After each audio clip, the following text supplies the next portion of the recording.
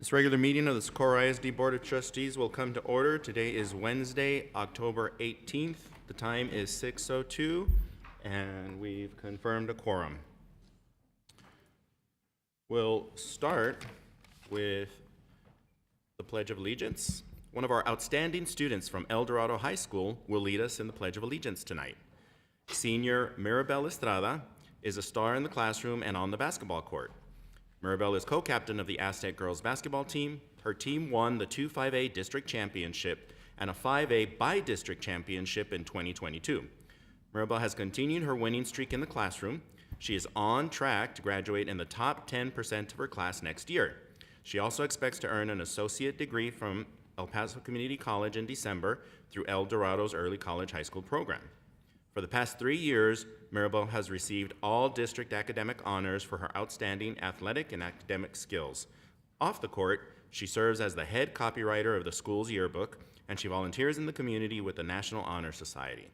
An aspiring firefighter and emergency medical technician, Mirabel is excited to attend college next year and study fire science. Good luck, Mirabel. Please join me in standing for the Pledge of Allegiance.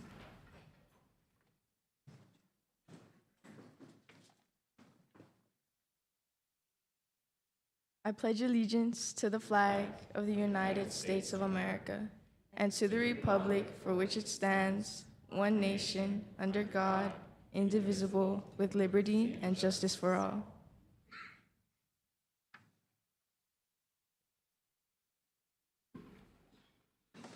Let's give a round of applause, please.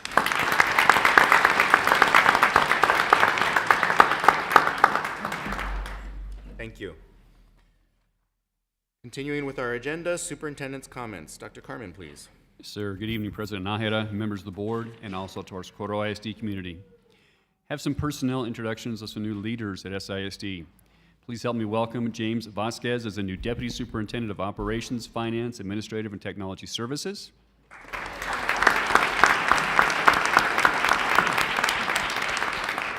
I'd like to welcome James Nunn as the new Director of Athletic Services.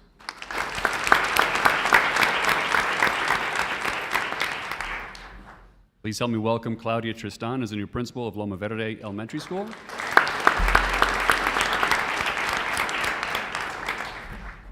Also like to welcome Janet Carrillo as the new principal of Sunridge Middle School.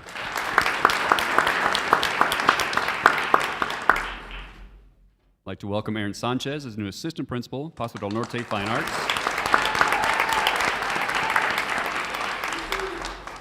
And help me welcome Lorena Gomez as new assistant principal, Pebble Hills High School.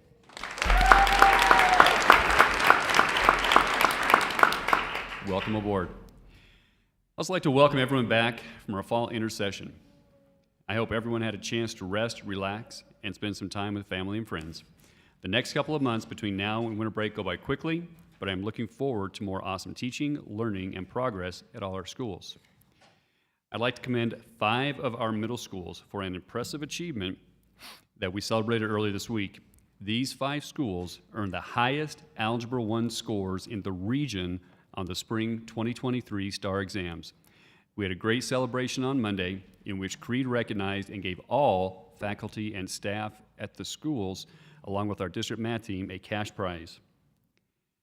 Big congratulations to Colonel John Owenzer Middle School,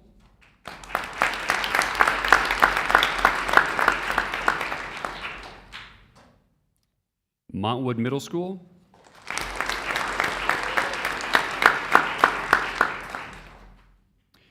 Ernesto Serna Fine Arts Academy,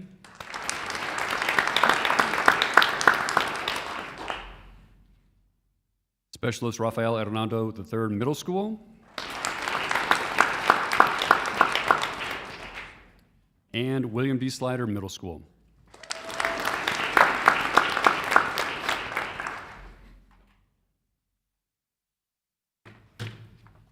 We had our successful Socorro ISD Foundation Golf Tournament on October 6th at Butterfield Trail Golf Course.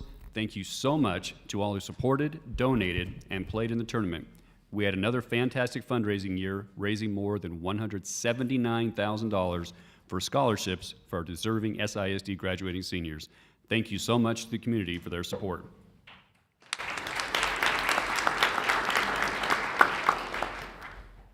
And I'm being told that I missed one of our new leaders. I apologize. Socorro High School, new assistant principal, Ms. Alfaro.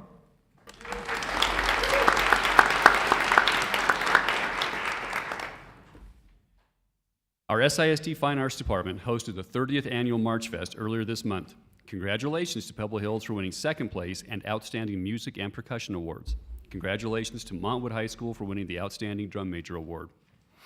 In addition, congratulations to all SISD high school marching bands, Americas, Eastlake, El Dorado, Montwood, Pebble Hills, and Socorro High School for earning Division I ratings at the region contest and qualifying for the UIL area round, which will take place this Saturday at the SAC.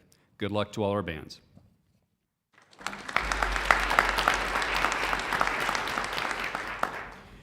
We are proud to have partnered with the American Cancer Society again this year to raise support for those who are battling or who have survived cancer.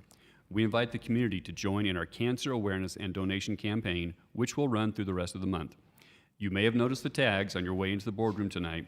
With a minimum $1 donation, you can get a display tag and dedicate it in honor or in memory of a loved one or on behalf of yourself in support of cancer awareness.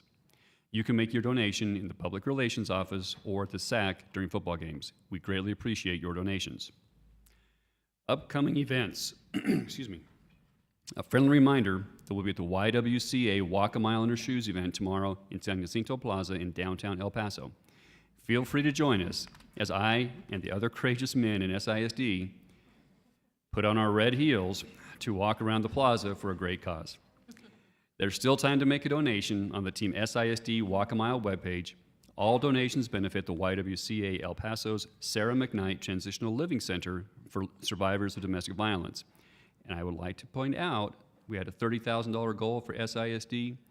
Just before this meeting, we broke $34,000 in donations, so thank you to all of you.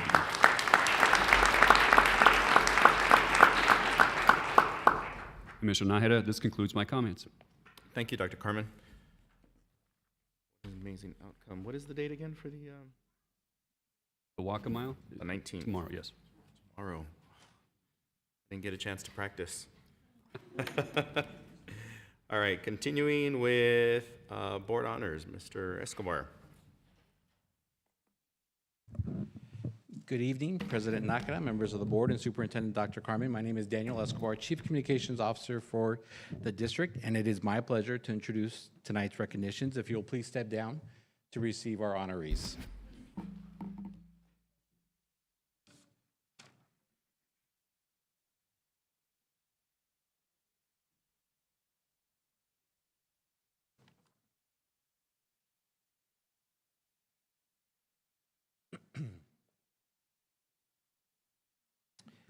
Tonight, we recognize students and district employees who won the 2023 SISD Print Those Pics photography contest. The contest, which featured more than 300 photos, awarded 12 winners in elementary, middle school, high school, and employee divisions.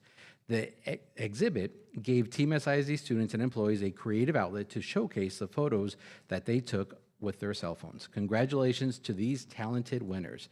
They are from Socorro Middle School, Adel Ramirez.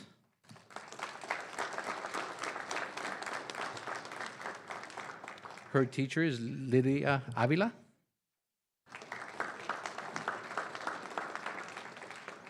From Slider Middle School, Jace Canales.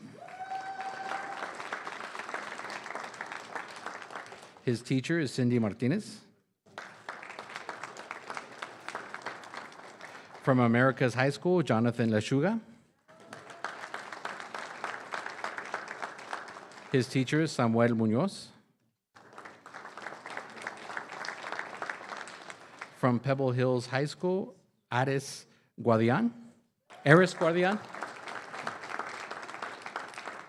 The teacher is Bianca Sanchez. And in our employee division, from Pebble Hills High School, Gustavo Alvarado.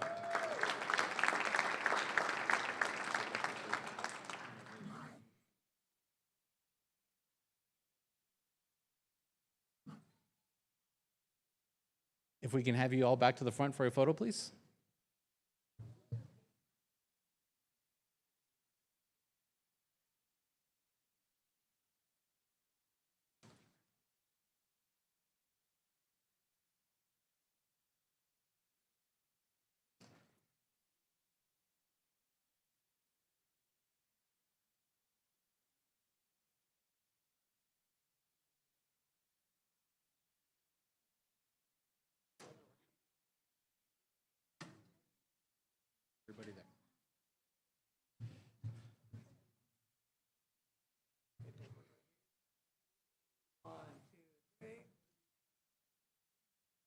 All right, keep smiling, looking straight ahead.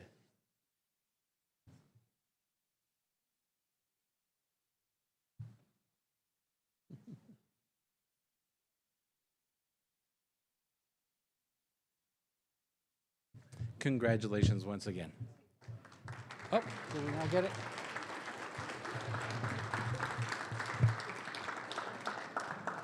And that concludes our recognitions for this evening. Thank you.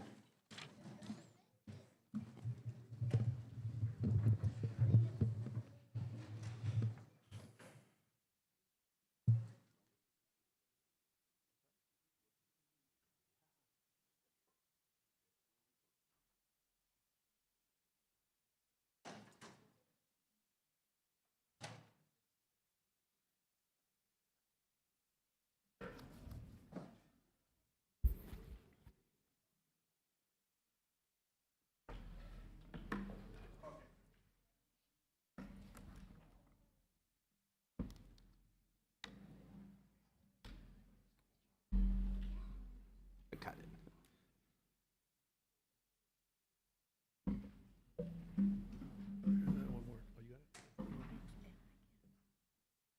Okay, we'll continue. Trustee business. First item, consider approval of Generation Texas Month Proclamation, October through November 2022. Well, I'm sorry, that date must be wrong. Ms. McCabe, please. Good evening, President Nahara, Dr. Carmen, and members of the board. My name is Tammy McCabe, Director of School Counseling. And this evening, I'm here with students to present the proclamation for Generation Texas month, and it is October and November of this year. Texas Education Code Chapter 29.911 requires each middle school, junior high, and high school to provide students with information about higher education. Because the counselors, faculty, and staff of Socorro Independent School District realize the importance of educating students on higher education, we have students here this evening to read the proclamation for Generation Texas Month, and then we will ask for approval. So this evening, I have Ricky Barrios, a 7th grader from Jane A. Hambrick School, here to read the proclamation.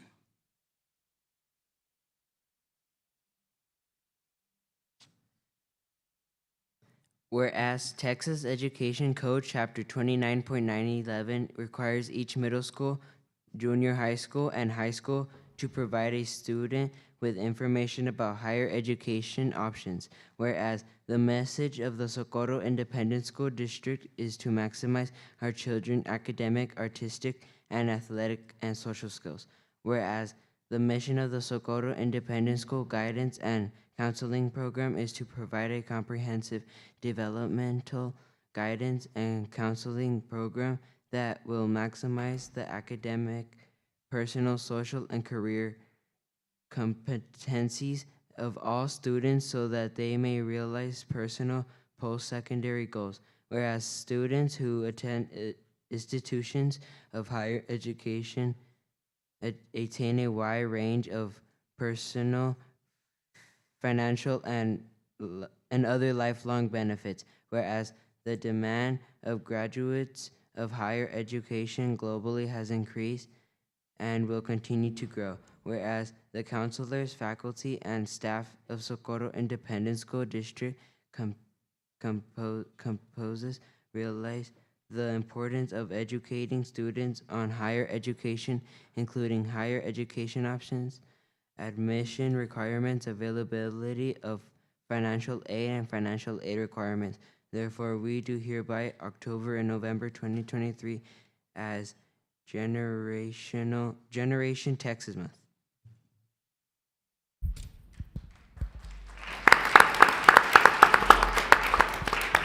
Administration requests the proclamation be approved as read.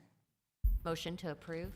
We have a motion to approve made by Ms. Nájera, second by Mr. Barrera, apologies. Any further discussion? All those in favor? Aye. Opposed? Item passes. Thank you. Moving on to the next item, Ms. McCabe. Consider approval of red ribbon. Oh, man, it's going to be a long night.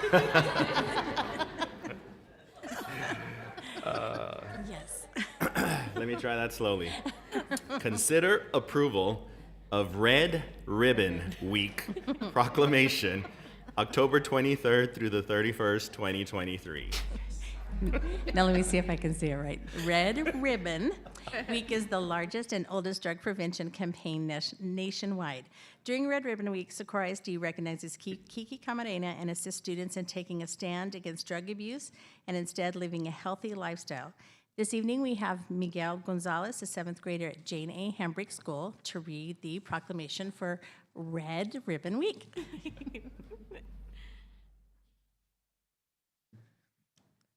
The Socorro Independent School District values the health and safety of all our students and our community, and whereas the substance abuse is particularly damaging to one of our most valuable resources, our children, and whereas it is the goal of Red Ribbon Week and the Socorro Independent School District to involve families, schools, businesses, law enforcement agencies, and service organizations in all aspects of this campaign, and establish an atmosphere that supports awareness, education, and ongoing initiatives to prevent illegal drug use. And whereas the Red Ribbon Week is celebrated in honor of Enrique Kiki Camarena, a federal drug enforcement agent who was killed while investigating a drug cartel.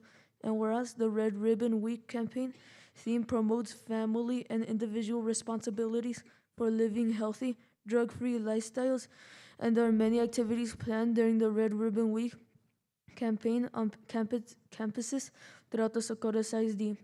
Now, therefore, be it resolved that the Socorro Independent School District Board of Trustees do hereby proclaim October 23rd, October 31st, 2023 as Red Ribbon Week, and encourage students, parents, employees, and our community to participate in drug prevention education activities to demonstrate that our school district and community are committed to being drug-free.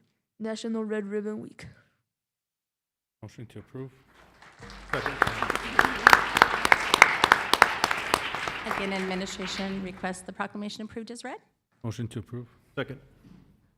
Motion to approve made by Mr. Barrera, second by Mr. Castellano. Any further discussion? All those in favor? Aye. Opposed? The item passes. Thank you, Ms. McCabe. Thank you. And the gentleman would like to bring you a ribbon and a Red Ribbon Week ruler as well, so you can measure up your evening, okay? Thank you.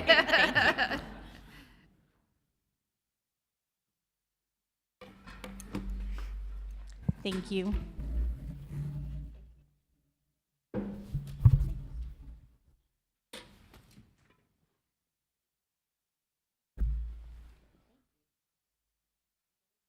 Reading the proclamation. Wait, we have one more?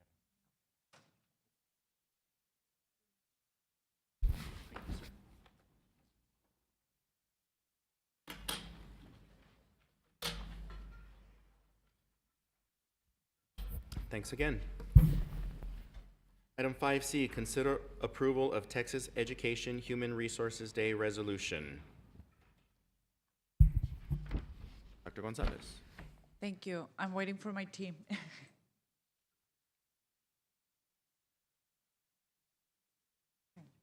it to someone. Can give it. Hey, come here.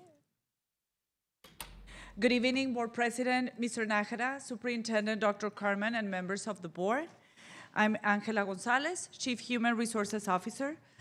Governor Greg Abbott has proclaimed October 11, 2023 as Texas Education Human Resources Day. Due to the late approval of the official date from the governor's office, we were not able to present the Human Resources Day resolution in the last board meeting. The Texas Education Human Resource Day is dedicated to recognizing and honoring the significant contributions of school staff in human resources. Socorro ISD employs more than 7,000 employees, making us one of the largest employers in the area.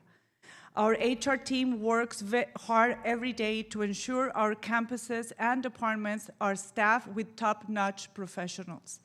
We strive to be proactive, innovative, and forward-thinking.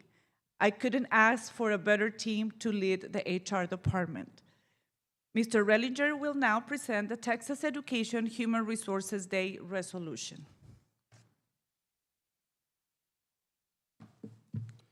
Good evening, Board President Mr. Nahida, Superintendent Dr. Carmen, and members of the board. My name is Mr. Thomas Rellinger, Human Resources Director for Employee Relations, and I have the distinct honor to read the Texas Education Human Resources Day resolution. Whereas the Human Resources Division is instrumental in recruiting, selecting, resourcing, and retaining quality staff in support of providing an excellent education for all students, and whereas the Human Resources plays a key role in fostering satisfaction and loyalty among employees and allowing for professional growth and development and keeping employees informed about policies, working conditions, compensation, and benefits. And whereas the Human Resources monitors and manages current and future workforce trends, organizational culture, legal and legislative trends, and ethical and social responsibility. And whereas the Human Resources is an important part of district leadership and is vital to the overall productivity and efficiency of the district's workforce. And whereas the Human Resources is a valid and respected department that sustains the district's most important asset, its people. Therefore, the Board of Trustees of the Socorro Independent School District does hereby resolve that October the 11th, 2023 will be observed as Texas Education Human Resources Day throughout the district. The board will also encourage students, staff, and parents to express their appreciation to our Human Resources team members to their dedication and commitment to the Socorro Independent School District's employees and students.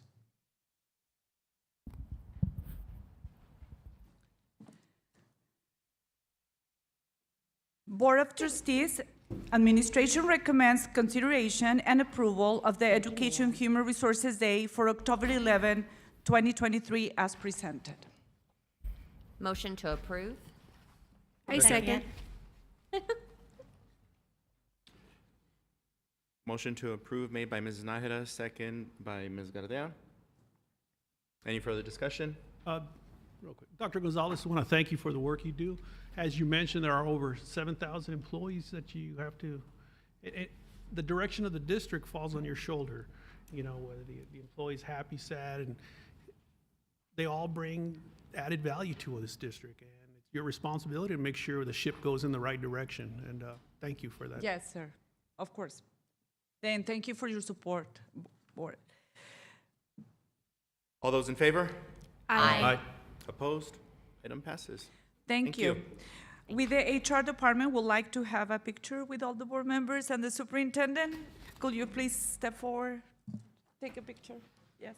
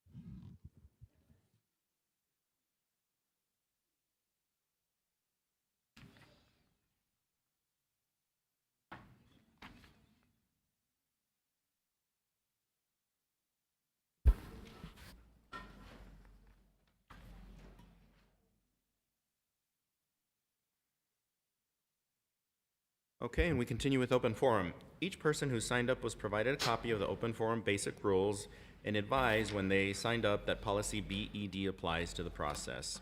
Please respect the process during your presentation. Each speaker will be provided 3 minutes. We will proceed to open forum.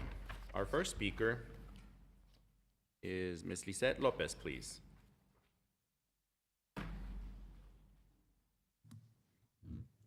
Hello to all. My name is Lizette Lopez, and I am a parent that has had enough. I want everyone to know that Texas is ranked 50 in all of the United States, number 50 in special education delivery. In 2016, federal government got involved for the same reasons. Is this what we're going for? Texas is breaking federal laws to protect our SPED students, not protecting our SPED students. SISD is doing the same. They're failing to provide our SPED students with the education that they deserve to have. SISD has helped Texas get to the 50th place. Are you proud of that? Our funding is being affected in every direction. SPED students are being accounted for in multiple ways. They count as Gen Ed and SPED students. You talk about individualizing education, but we're missing the population that needs their, I apologize, population that needs need to be met. Stop saying that we're working on it, because to me those are all excuses. I see zero progress. Where are the results of all that work? You are in the education business, and your job is to make sure that this doesn't happen. And here we are 9 weeks into the school, and we still have no answers to any of our questions. You are hurting our diagnosticians, our speech pathologists, our ASDs, our SPED teachers. Your resolutions to these problems, they're not working. What are you going to do about this? Understand that we need the staff, that the SPED department needs help. Instead, you take away SPED clerks who played a major role in helping us in this department. The individuals that work with their students on a day-to-day basis, they need help. They don't need more work. You recently provided these staff members with new job duties, but what about yours? How do you expect them to meet your expectations when you're not fulfilling ours? Your teacher, we pride ourselves in higher standards and our opportunities that we offered. However, we lack the staff to assist our most vulnerable population. How can you offer this to our SPED community when you don't have the staff to fill the positions to these opportunities that we offer? We are not providing these students with the proper team to be able to succeed. These students are students with disabilities, and due to your inability, we're not doing what we're supposed to be doing. I am a parent of a child of special needs, and I want you to do better. Quit failing your staff, quit failing your parents, but most importantly, quit failing your students, your SPED students. Congratulations, you all have one job, and you're failing at it. How about you take a picture of that and put it on your social media? Thank you.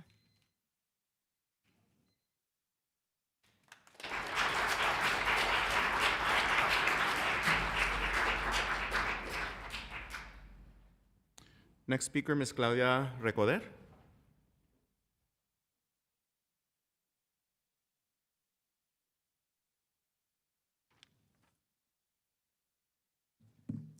Good evening, members of the board, President Nájera, and Superintendent Carmen.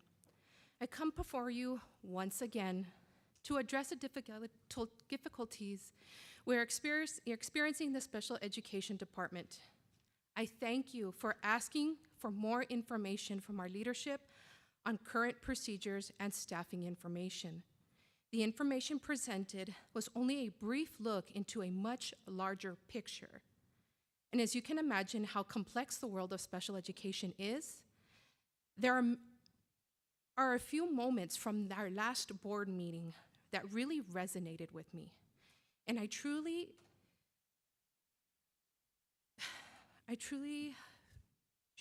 showed how disconnected our leadership really is. When asked about culture and morale of our department and what actions will be taken to help improve this area, the board was given a very passionate speech about the individuals that work with our chief academic officer. Essentially, that the few do not represent the many. It is ironic to me that the two largest groups, diagnosticians and speech pathologists, are the ones who have consistently come before you and are pleading for assistance. But morale is good? With this mentality, it communicates that the concerns and issues raised by employees have been dismissed and negated, and the implications of this practice have real consequences. I truly believe that the opinions, concerns, and the well-being of our employees is central to the success of this department. When employees bring forth concerns and issues, it should be seen as an opportunity to improve, grow, and foster a healthier work environment.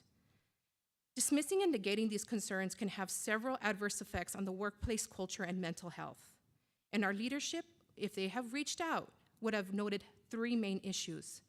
The eroding trust. Diagnosticians and speech therapists feel that their voices have not been heard or valued. It has led to a breakdown in trust, making it difficult to maintain a positive and productive work culture. And the most recent example of this is that our job descriptions were emailed to us yesterday with some changes. Reduced employee morale. Diagnosticians and speech therapists feel that their concerns have been disregarded. The negative impact on our mental health. The stress, anxiety, and feelings of hopelessness have arisen because our concerns have not been taken seriously and have led to burnout and more employees resigning. I encourage the board to help us in changing our district's approach. I am confident that by addressing these concerns, we can foster a better work environment.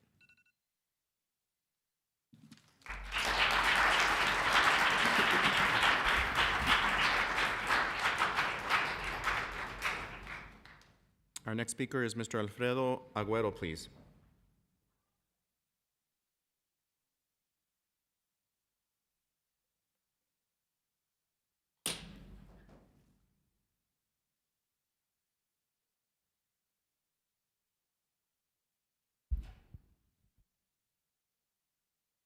Buenas tardes. Antes de comenzar mis comentarios y que empiecen a correr mi tiempo, quisiera pedir si es posible que alguien lea el código del gobierno 551.007, que es el código que habla sobre la traducción de las reuniones públicas. Mr. Agüero, I've read Texas Government Code 551.007.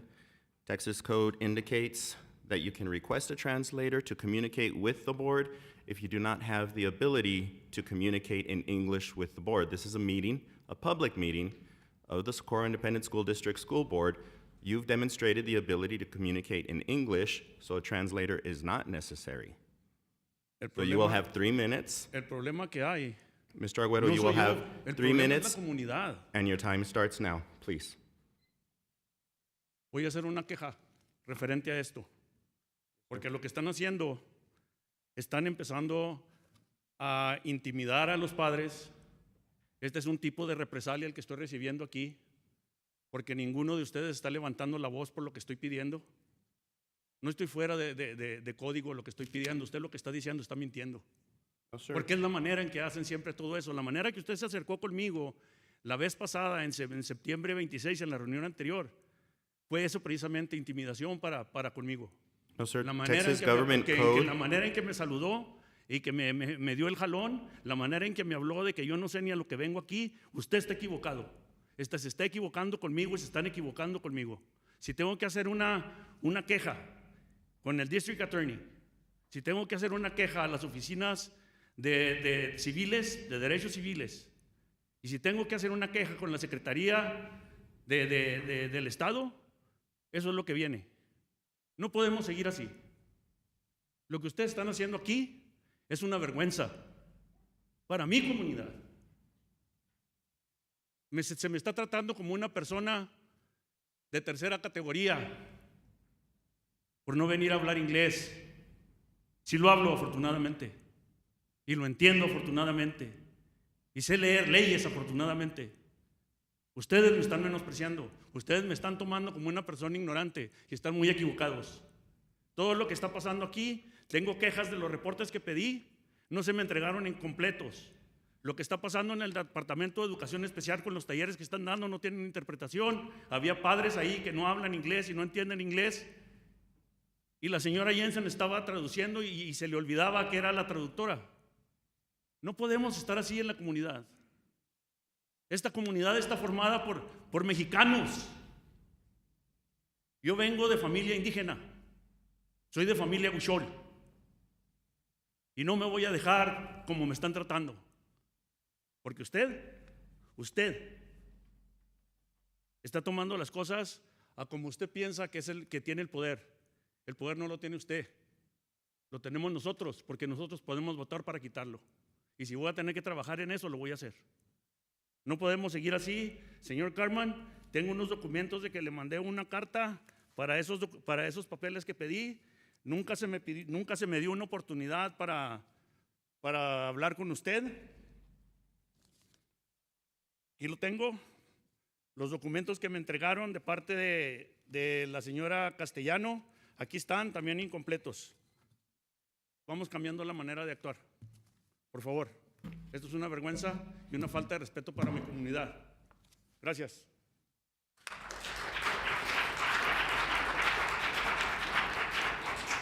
Our next speaker, Wait a Ms. Rosie minute. Perez.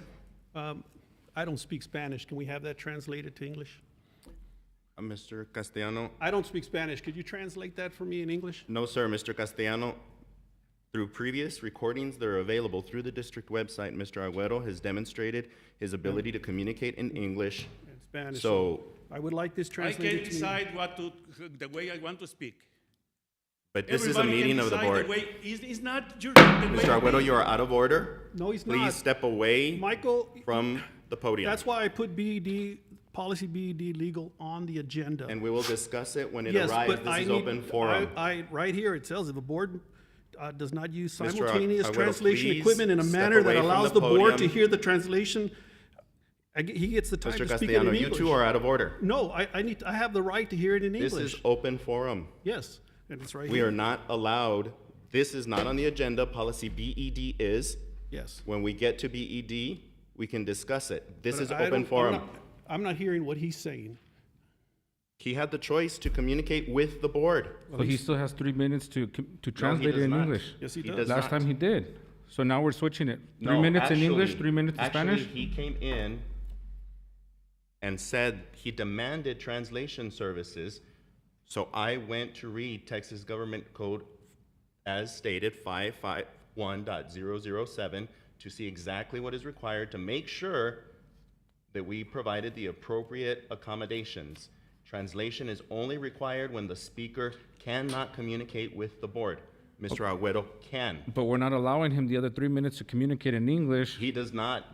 The reason the 3 minutes are If he required, doesn't understand Spanish. the You're denying reason me the reason my the ability to translator is understand what required was just is spoken. because the reason, Mr. Agüero, please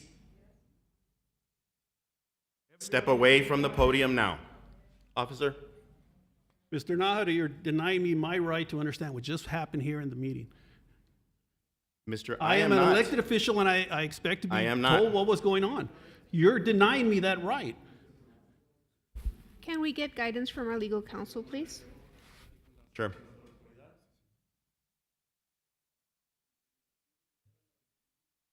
Just real quickly, Board President Nahara, Dr. Carmen, members of the board, the provision that y'all are arguing over, we're going to talk about it later. And I can give you legal advice on it, but it relates to the ability of the individual to communicate to the board. It's not the ability of the board to understand. The person that speaks has a choice in the language that they can speak in.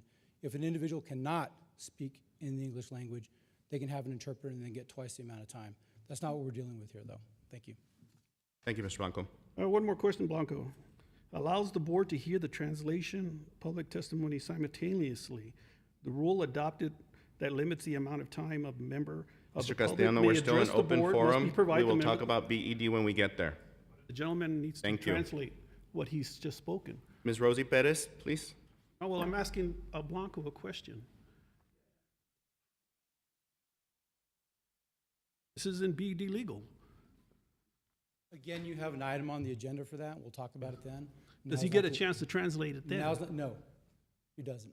Not based on my understanding of the statute and what you're asking for. It doesn't apply here. We can talk about it when it comes up on the agenda. So I don't get to understand what was just said. He chose to speak in a language that you don't understand, and he didn't have a translator. And I have a right to translate. I'm asking for that. It's for the testimony and the person that's giving it. Again, we'll talk about that when it comes up on the agenda. Thank you. Again, you're denying me my right to understand what just happened in this meeting. No, sir. I'll explain it when it comes up on the agenda. Thank you. Now's not the time to do this. Thank you. Ms. Perez?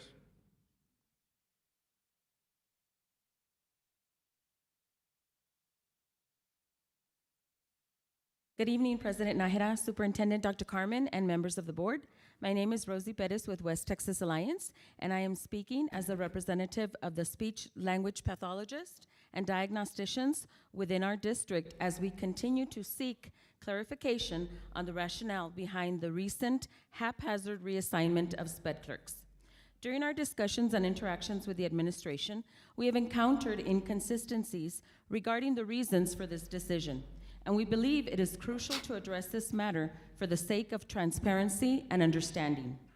In various instances, we have received conflicting explanations regarding the reassignment of SPED clerks.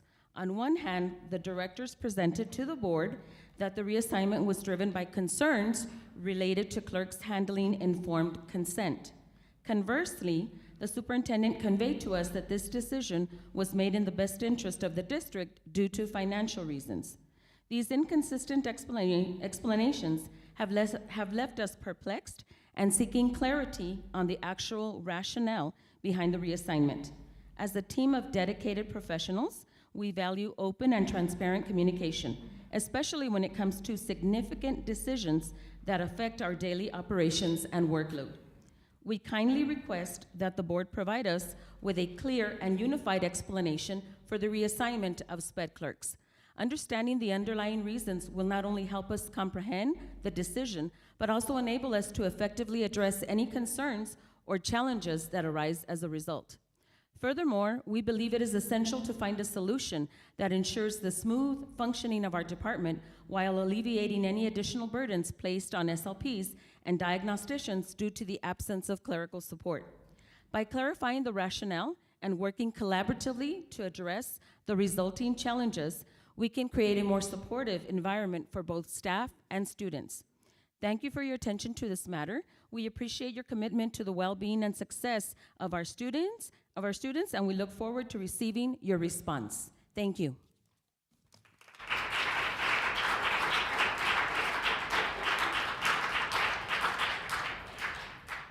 Dr. Carmen, for about the last, 6 to 9 months, we've consistently had special education concerns. We even had a board workshop.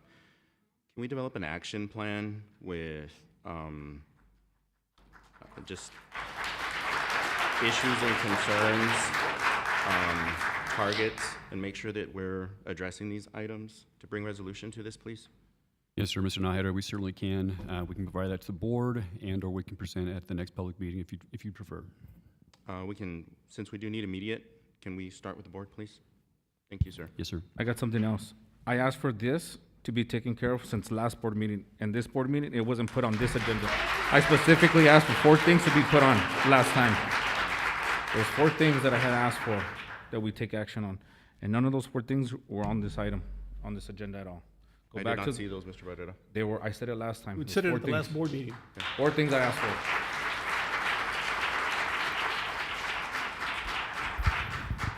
Could I ask for those 4 items to be repeated? That way it's on record. What were the 4 items, sir? One of them was the SPED attorney. One was talking about the SPED clerks, bringing them back. And I'd have to go back and, I know it was 4 items, but I'm missing the other 2. But it was on there. If you go back, they're on there. It's 4. The external audit on SPED. That was the 3rd one, and there's one more still.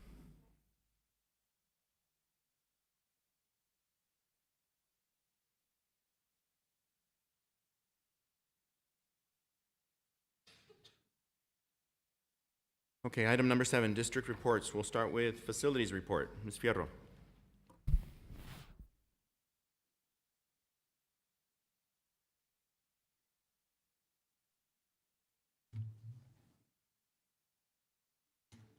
Good evening, President Nahara, Dr. Carmen, members of the board. I am not Liliana Fierro. I am Jim Vasquez. I'm the Deputy Superintendent. I'm here to deliver this month's Facilities and Construction Report. Just to give you some background, I just started on the job last week, and I have had several opportunities to meet with Ms. Fierro and her team, Ms. Perez, and they're bringing me up to speed on all of our construction projects, both bond and non-bond. So we're going to share some of this today.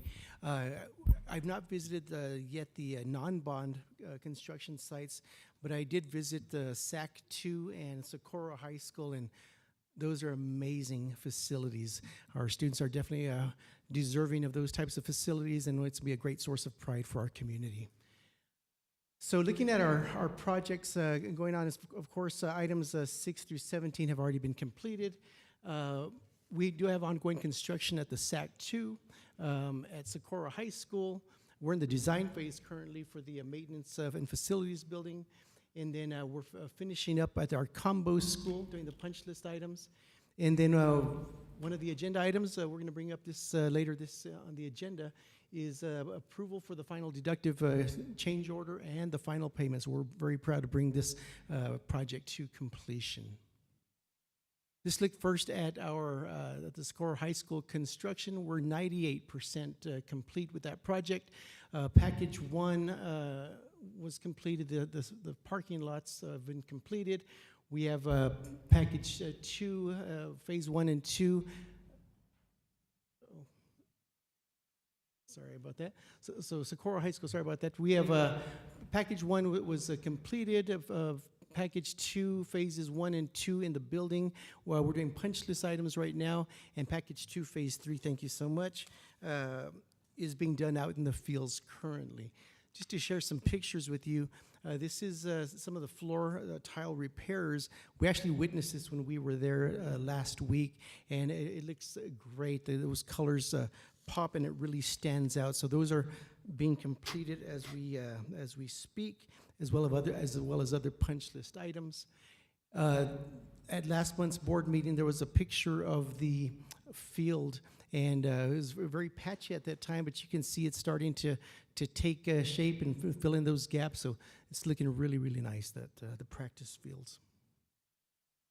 Any questions on Socorro High School? All right, moving on to the SAC 2. North and south parking lots have been completed. Let me move here. The parking lots have been completed. Construction is still going on the field itself, the stadium, the fine arts facilities, all of the other areas. So we're about 72% complete at this time. We have, this should be drone footage. Is there a play button on here? Oh, there we go. So this is some drone footage courtesy of Baines. You can see the aerial view from there. That's the structure closest towards us. That's where the scoreboard is going to be. You get a good look there at the Fine Arts Complex. We're coming around the back of the visitor's side, where there'll be additional parking. Those trucks that you see in the middle of the field are from Hellas, so they're starting their phase of the project at this time. There's the back of the visitor side of the stadium. The ponding area will be right in between those two facilities back there.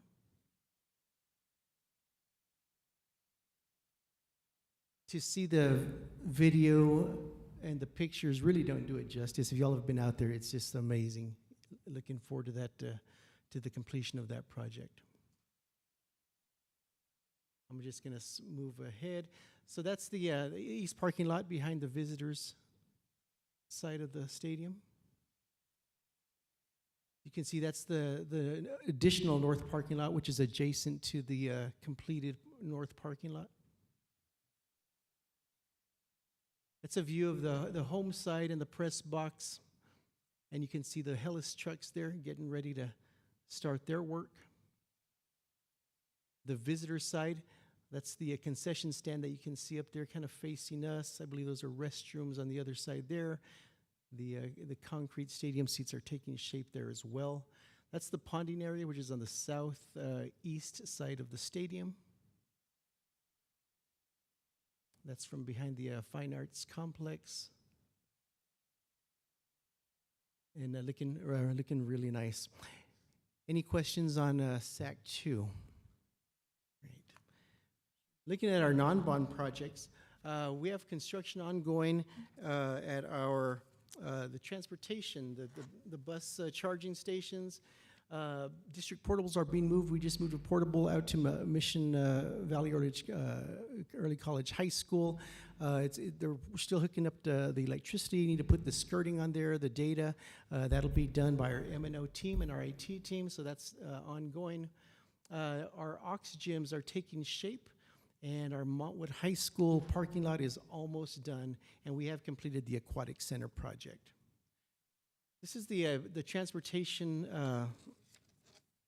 for the bus charging stations. There will be 25 stations there.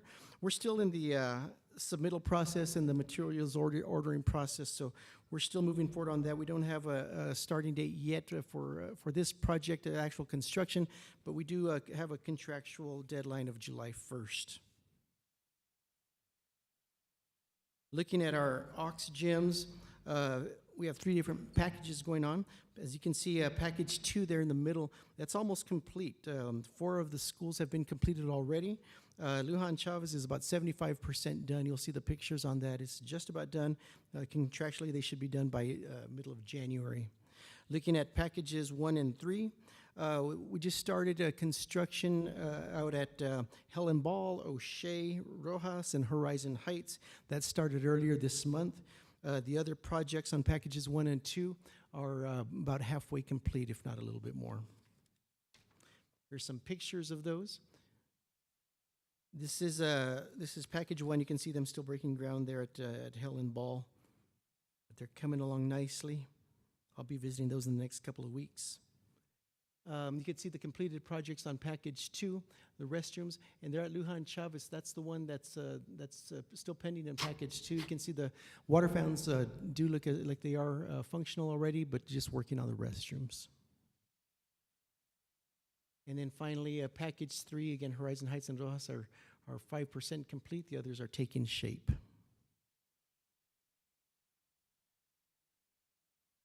Our Montwood High School parking lot.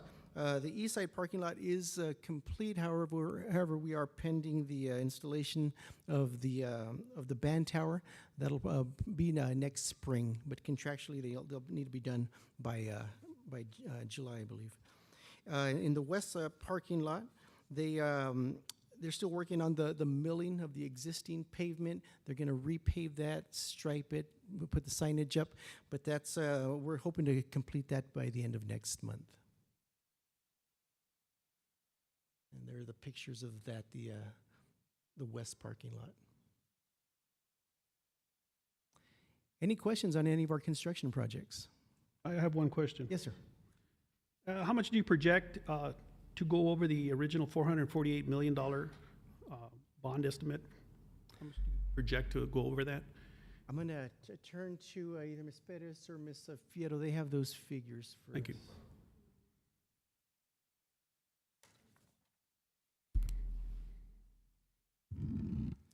Good evening, Board President Nájera, members of the board, Dr. Carmen. So the original amount compared to what the final estimates were on the buildings, we are looking at approximately $15 million. 50 million 15, 1-5. over budget. Correct.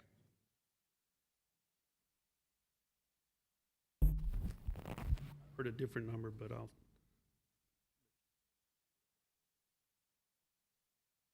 Also, there were other projects, and you had them listed as non-bond projects. Were we filling in the holes where this bond missed? Well, you know, the restrooms in the auxiliary gyms, the 11 shells of the Ben Narbith that had to be built in. How much of general funds have we spent?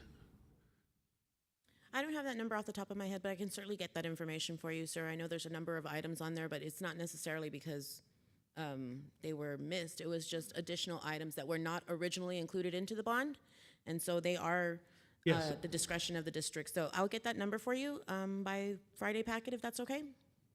Well, we have a workshop coming up too, so you can bring that forward.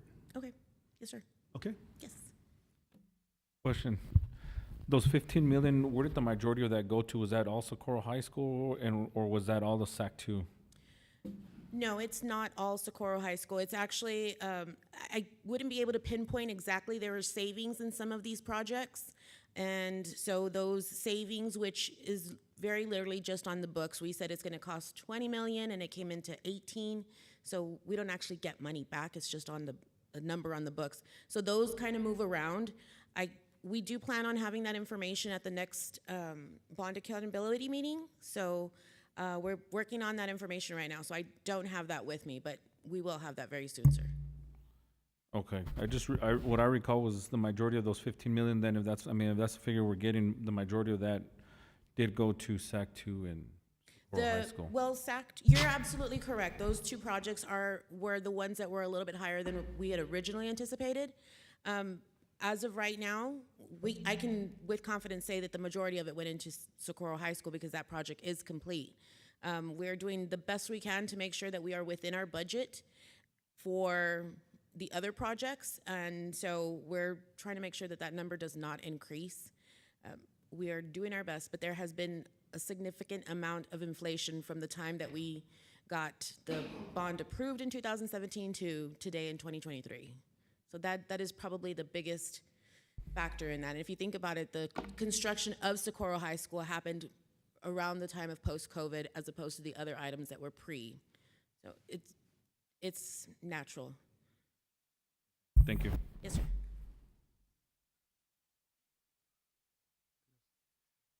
Thank you, Mr. Vasquez. Thank you all. Our next item, Strategic Plan Priority 2, Objective 2.3B, Employee Satisfaction. Ms. E.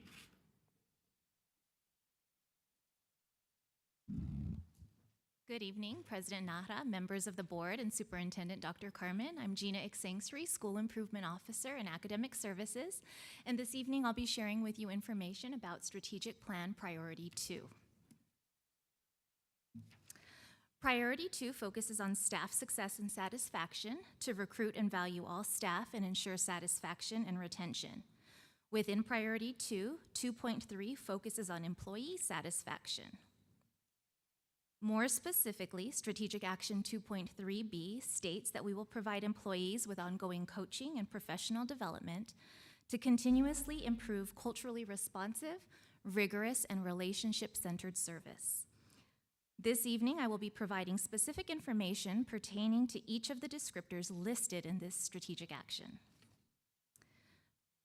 First, in the area of coaching, we are proud to share that last year, a common SISD instructional walkthrough form was created to provide ongoing feedback to campuses and teachers for the purposes of coaching conversations. Academic Services and other district instructional staff conduct ongoing walkthroughs at campuses, providing non-evaluative feedback. Campus administration and leadership teams join us in these walkthroughs and also utilize the same form to provide feedback to teachers. Last year, district personnel conducted nearly 5,000 walkthroughs, and this year, as of September 27th, more than 1,600 walkthroughs have been completed.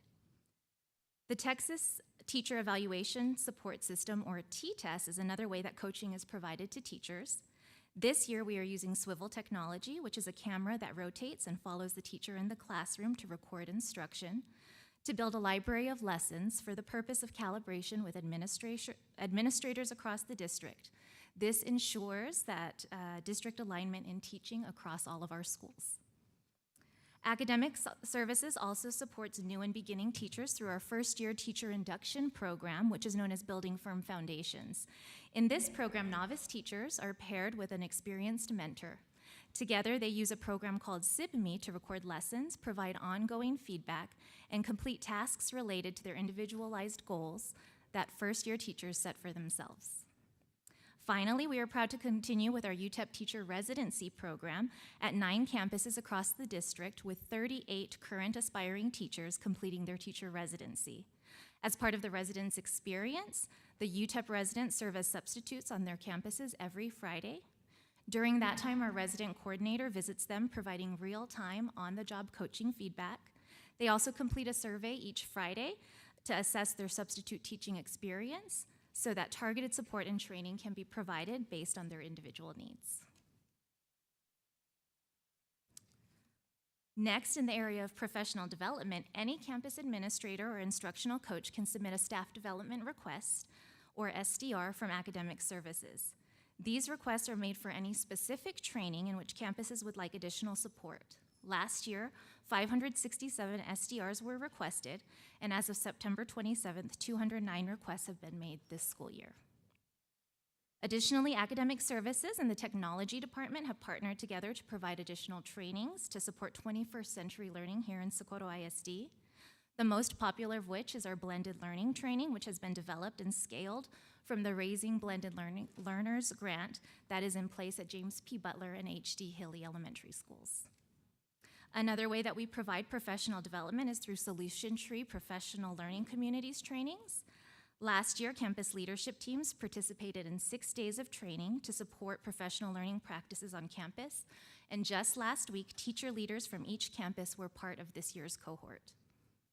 SISD also continues to offer district professional learning communities, or DPLCs, every grading period in which one grade level or content representative from across the district comes together to discuss curriculum, instruction, and assessment practices. For more specialized roles such as fine arts, special education, or dual language, we provide job-alike trainings throughout the year to support staff in their unique roles. During the summer, we also create a summer professional learning catalog, similar to a course catalog for higher institutions such as EPCC or UTEP. This catalog outlines all of our summer training opportunities for teachers and staff. Last summer, we had over 2,000 participants registered for sessions. Teachers are able to register for PD through Eduforia's Strive and track their completion in their individual portfolios. Ways in which we are culturally responsive here in SISD include increased trainings for bilingual education, including bilingual professional learning communities, in which bilingual teachers across the district can come together to plan for the language needs of their students. Our bilingual department also offers additional trainings for sheltered instruction and works with campuses for Latino family literacy. In special education, campus administrators are provided with ongoing SPED 101 trainings. The SPED department also supports the academic needs of students by providing training in the use of the TEACS resource system to plan for specially designed instruction for our students. Through state and federal programs, campuses are also trained in response to intervention or multi-tiered systems of support for students in need of specific academic or behavioral supports. To address rigor in SISD, academic services always strives to remain ahead of the curve in the areas of curriculum, instruction, and assessment. Examples of rigorous PD include training staff on the use of the TEACS resource system. We support campuses in what we call triangulation, which is connecting the curriculum, which is our TEACS, to instruction, which we look at lesson planning and delivery, and assessment, which are our checkpoints. We also have aligned ways in which we look at data to inform our teaching practices, and we have developed a data analysis protocol that is in place each time students take an assessment. In regards to relationship-centered service, we provide mentor and mentee opportunities through our first-year induction program, Building Firm Foundations. We also provide relationships-centered induction to new and beginning principals through a comprehensive mentor program in which less experienced principals are paired with an experienced principal mentor to support them through structured and unstructured learning activities. And finally, as referred to prior, we have implemented the professional learning communities training across the district, which helps campuses align their mission, vision, and values, working collectively to meet the needs of all students.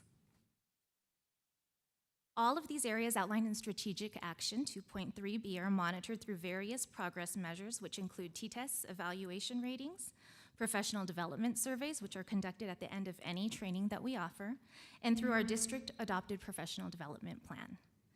In closing, we believe that we are a district service center, and our goal is to provide the best services to our campuses and staff that we support. And with that, I'm happy to answer any questions you may have. Questions? Ms. Extensior, thank you for everything you do for, to continue to get all of our faculty and staff to continue to learn. How are you evaluating the effectiveness of the programs? You guys have a robust support system. So how are you evaluating what is working and how are we using our money appropriately to continue to grow our teams? That's a great question, Ms. Macias. We do look at reports from any of the instructional programs that we have to determine the usage, and then we also do cross-reference those or triangulate them with the student achievement that we're seeing. An example is Reading Plus that we have brought in as an instructional program for our students. We look at the usage, but then we actually correlate that data to how students performed on STAR. And we're very proud to say that with those programs, when we do that process, we are able to say that we are seeing that growth with student achievement. Perfect, thank you. Thank you. Thank you so much. Item 7C, Strategic Plan Priority 2, Objective 2A. Dr. Gonzalez and Mr. Carmona. Good evening, Board President, Mr. Nájera, Dr. Carmen, members of the board.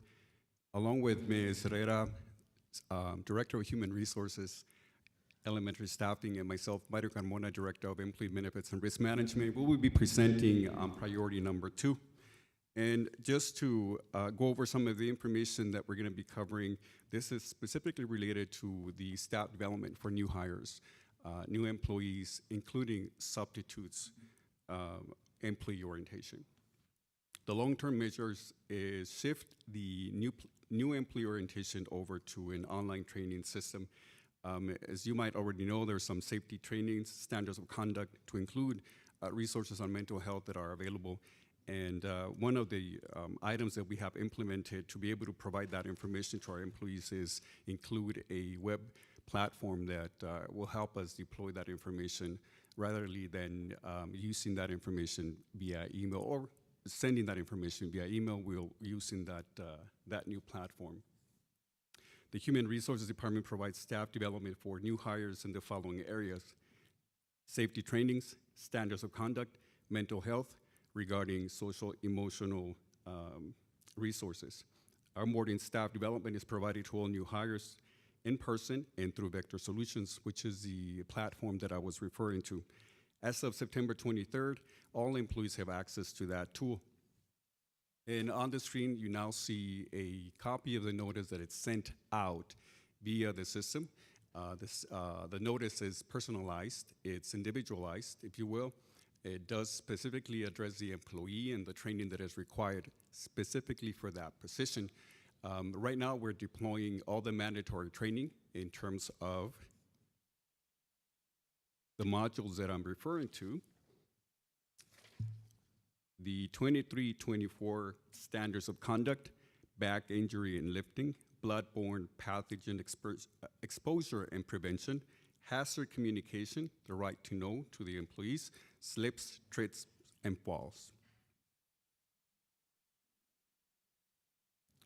In terms of reporting, we do have the ability to pull reports by the administrator, by the unit, by the specific department, if they want to see from their population how many employees or how many users have actually completed or what part of the process they're currently at. We can pull those reports and we can see how the percentage of completion.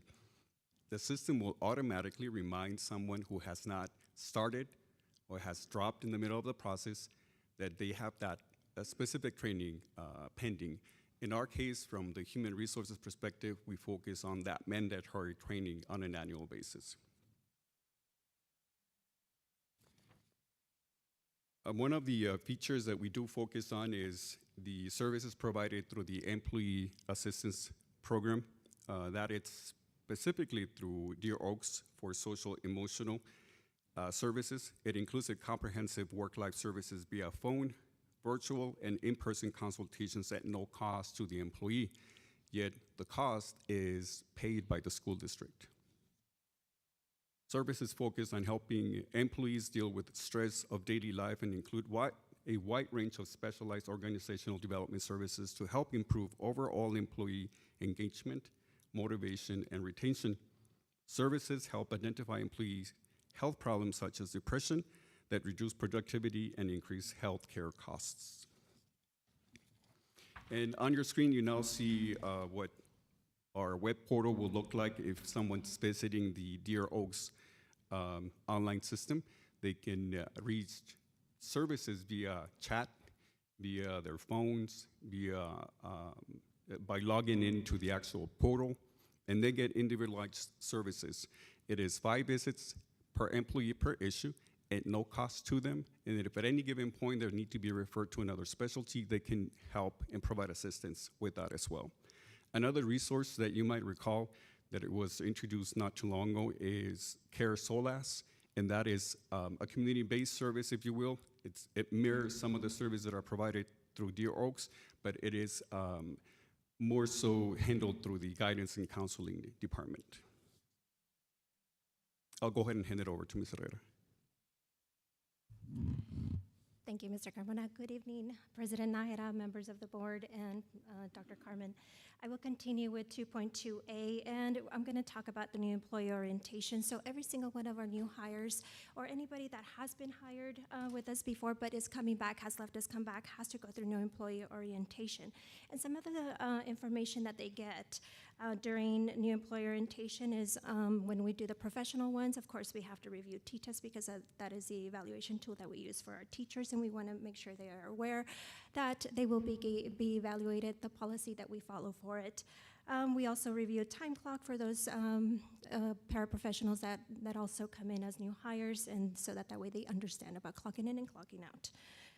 We also cover suicide prevention, employee ID badges, district technology, emergency management, salary information, payroll and TRS information, risk management, attendance policies, service records, employee health clinic, and benefits information. And with this, the agenda is provided to all our employees, and also everybody who is assigned to those particular departments come in and give that presentation to our new employees.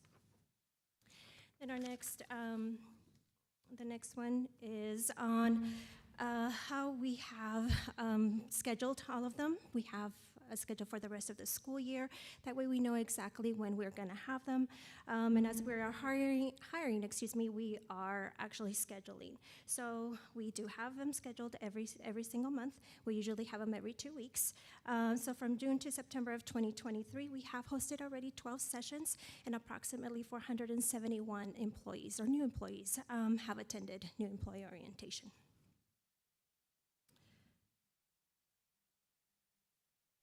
So now we have also the new substitute employee orientation.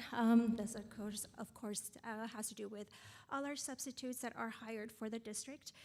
So they go through orientation also. They do get information on PEMS and the grade book, payroll and TRS information, the standards of conduct, emergency response protocols, child abuse and suicide prevention, workers' compensation and safety, and then we review the substitute handbook with them also.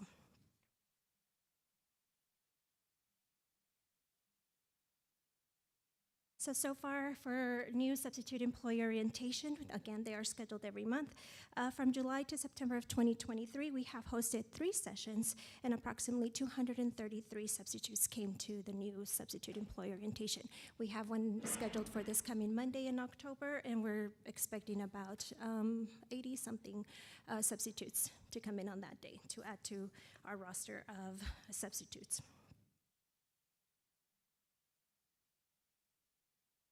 So with that, we're going to review our long-term goals.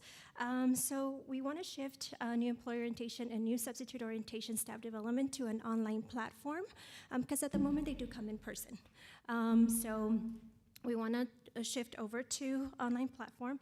Right now, we have implemented safety trainings, the standards of conduct, and the mental health, social, emotional components of our new employee orientations. They are implemented, and we are monitoring. I believe that is it. Are there any questions? Thank you. Thank you so much. Thank you.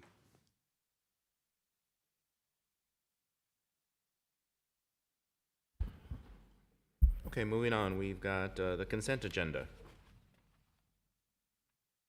I need to pull item 8E4.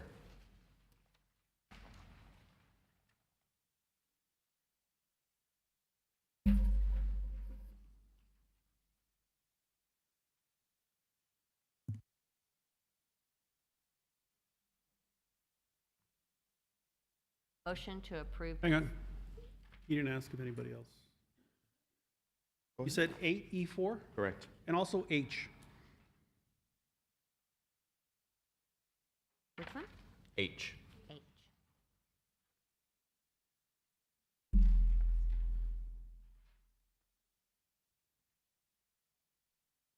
The others?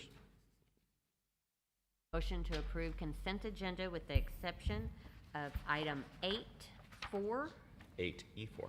8E4, I'm sorry, and item 8H. I second. Motion was made by Ms. Nájera, seconded by Ms. Gardea. Any further discussion? All those in favor? Aye.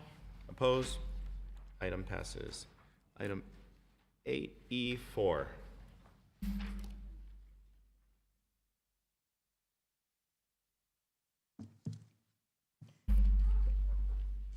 That's a resulting contract, TIPS JOC Contract Performance Services, Inc.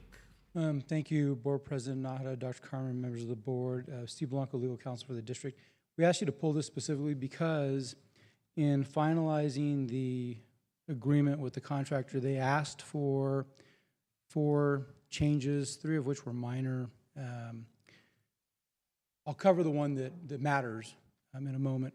The changes that don't matter is they asked for a minor change to section 5.16, deleting a line, allowing it to be automatic instead of having to be requested by the school district. That favors us, we're okay with it.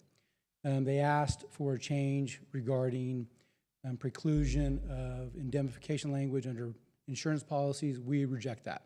We said, no, we're not making that change. They were okay with the rejection of that change.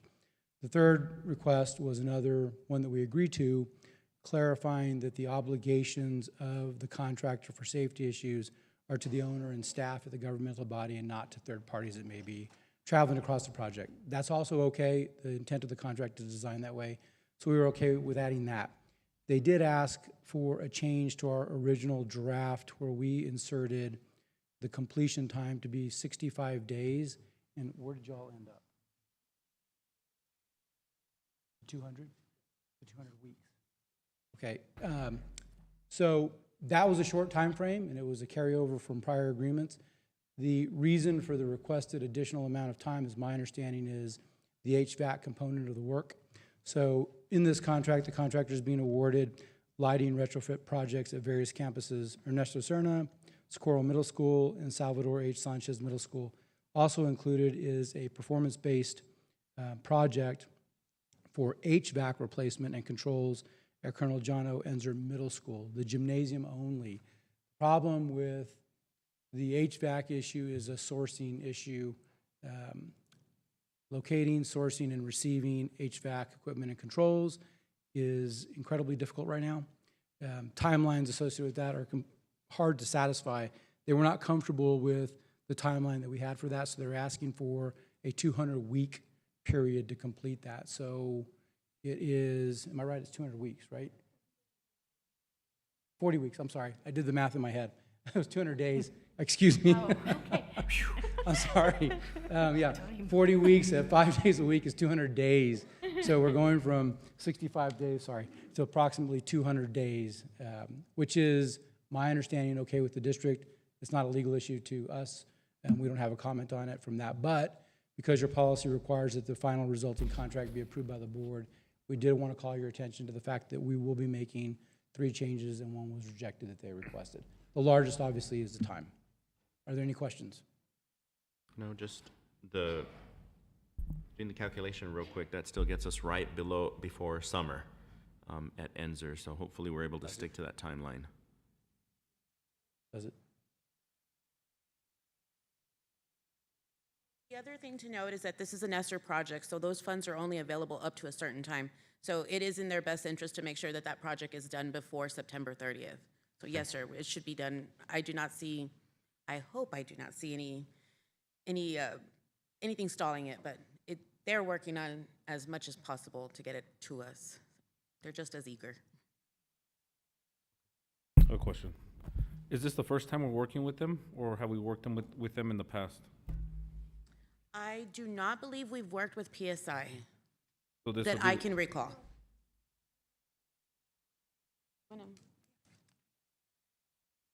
Yes, there's a prior LED contract that was awarded to them. Okay. When was that and for what? I believe that was approved in June. I would have to look.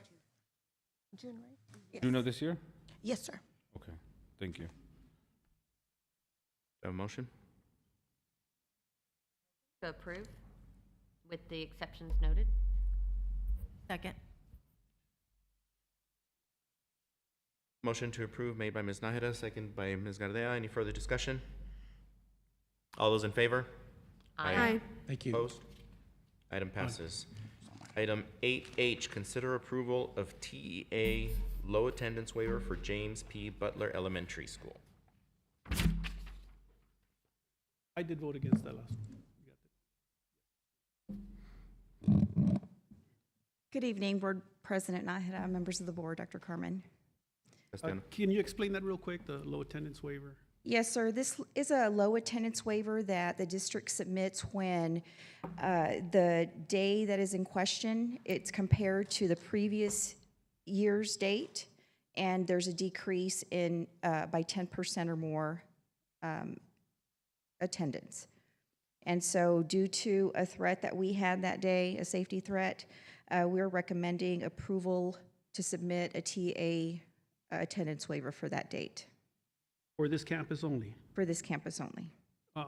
What was the threat? I don't We had a gas line break that was not due to our personnel, but we had to act, and we relocated students to the neighboring campus, and thus it impacted the attendance rate for that day. Just curious. Thank you. A motion? Motion to approve? Second. A motion to approve made by Ms. Gardea, seconded by Ms. Nájera. Any further discussion? All those in favor? Aye. Opposed? Item passes. Moving on to new business. Item 9A, consider approval of 2 individuals to fill the current vacancies on the SISD Foundation Board of Directors. Dr. Cruz.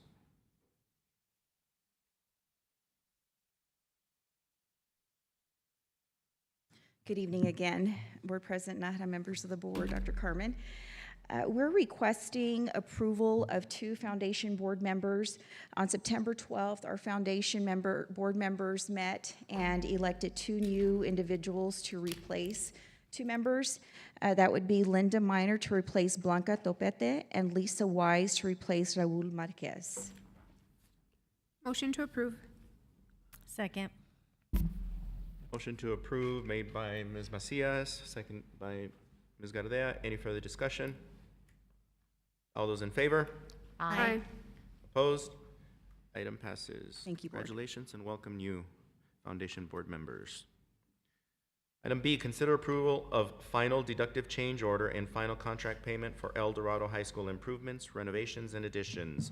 Ms. Fierro. Good evening, Board President, Mr. Nájera, board members, Dr. Carmen. My name is Liana Fierro, Director of Facilities and Construction. For this item, administration recommends that the Board of Trustees accept the work on the above project and approve the final contract sum and payment as presented. The original contract sum was $25,094,894. The deductive change order will be for $157,157.59. Final contract sum, $24,937,736.41. Final payment will be $125,728.56. Motion to approve. Second. A motion to approve made by Ms. Macias, second by Ms. Nájera. Any further discussion? All those in favor? Aye. Opposed? Item passes. Again with Ms. Fierro. C, consider approval of additional construction material testing services for the SAC 2 from Terracon Consultants. Yes, administration is recommending that consideration and approval of increasing the construction material testing contract for SAC 2 with Terracan Consultants in the amount of $184,568 as presented. Questions? Yes. Reading the letter provided by Terracon, Terracon's current budget amount is $338,600, which did not consider the additional inspections, testing services, and relative construction pace of property services on the project. Did they underbid or what? What happened, Mr. Castellano, the original proposal was given to the district while the construction drawings were still being reviewed by the city. So after meetings, coordination meetings with the contractor, architects, and Terracan, this is the amount that will cover those revisions and to finalize the project. That will be the final amount. And this is only for material testing services. It sounds like they underbid for their part, and they want the taxpayers to pick up the additional $184,568. I have a problem with that. In conversations with Terracan staff, they explained to us all the services that were not part of the original proposal. Again, because those were part of the revisions made by the city. For example, the addition, the revision to the pond. That one was a small pond, but after the revisions, the city requested to have almost double the size of the pond. So that requires more testing. Now, they originally, before this coordination with Terracan, they were asking for other amount, a higher amount. But again, after our due diligence in requesting information from the contractor, the architects, and Terracan, we find out that this is a comfortable amount that will give us the opportunity to finalize the project 100%.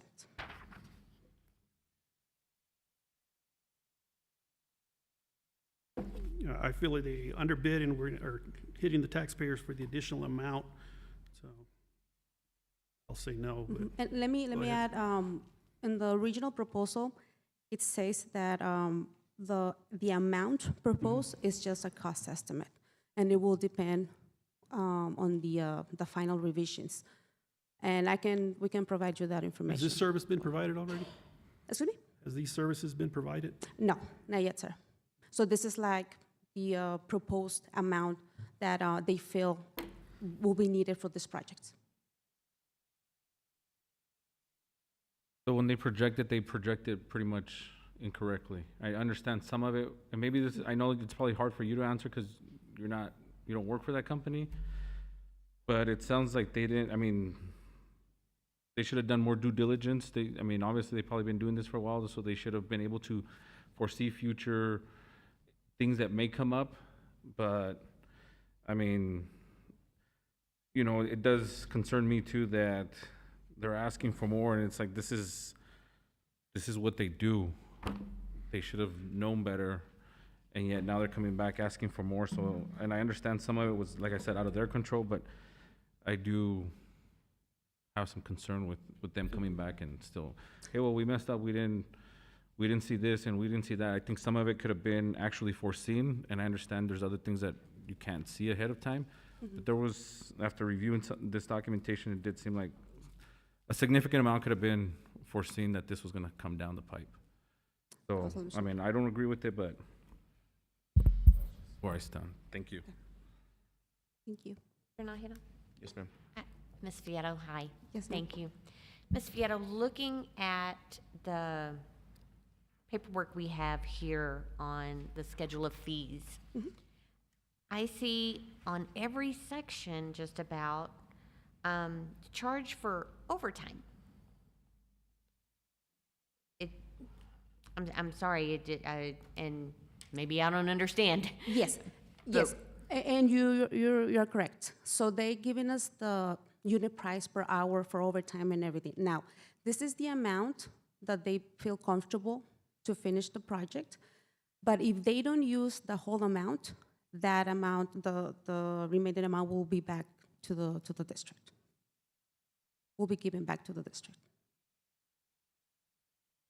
Yeah. Again, because of the type of the services, because this is a requested by the contractor.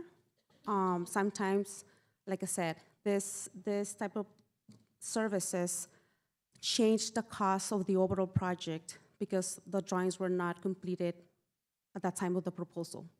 So now that we have a better understanding, well, Tarakan has a better understanding how much it's gonna cost to complete the project, this is the unit prices. But the 184,568 includes overtime if necessary. You just said something. The plans were not completed at the time. Were not completed, So they were bidding, reviewed. So they were bidding by on a the- project that wasn't even completed on paper. Yes, it's my understanding Why did we that at rush that that? point, that was the previous administration that decided to go to bid this project without the fully 100% projects drawings approved by the city. I don't know. I think we need more information on this, and Ms. Fierro, doesn't seem right.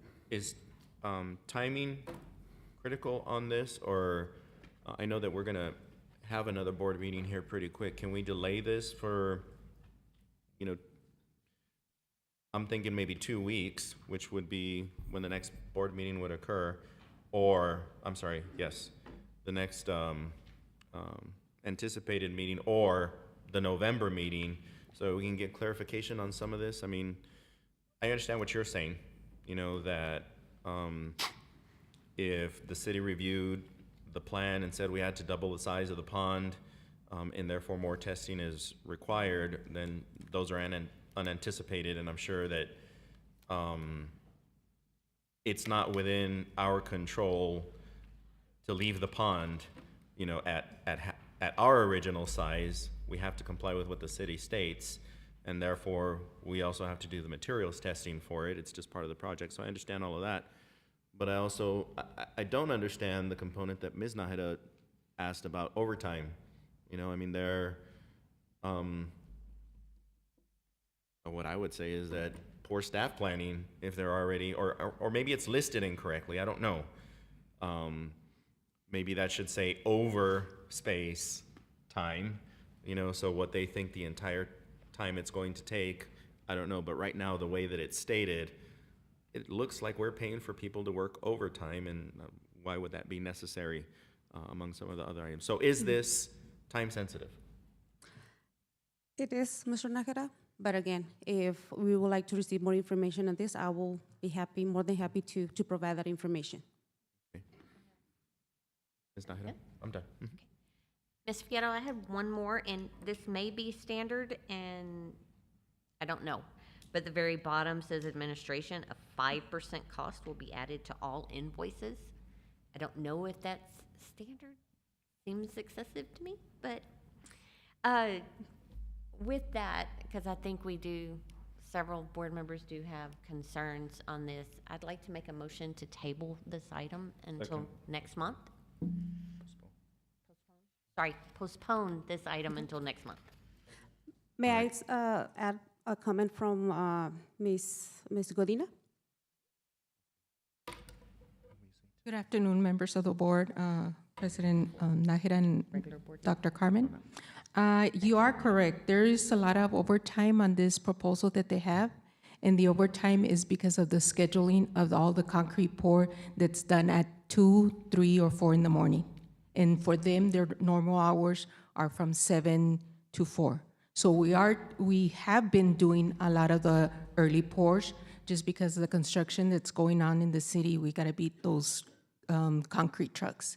So we do have that overtime early in the morning or late at night. And we have all those requests. And a lot is that the testing companies don't come in and say, I'll be there for half an hour for a density test. They come in and they bill for a minimum of 2 hours, plus your trip charge and everything. But believe me, we've done our due diligence in dissecting their proposal. Thank you. No, so I'll just restate the motion, or your intent of the motion was to postpone this item to the next board meeting, whether that be some board meeting in between or the next regular board meeting, correct? All right, and then a second still by Mr. Barrera. Any further discussion? All those in favor? Aye. Aye. Oppose? All right, item passes. Next item, consider approval of Student Activities Complex 2 Change Order Number 1 to increase the contingency funds.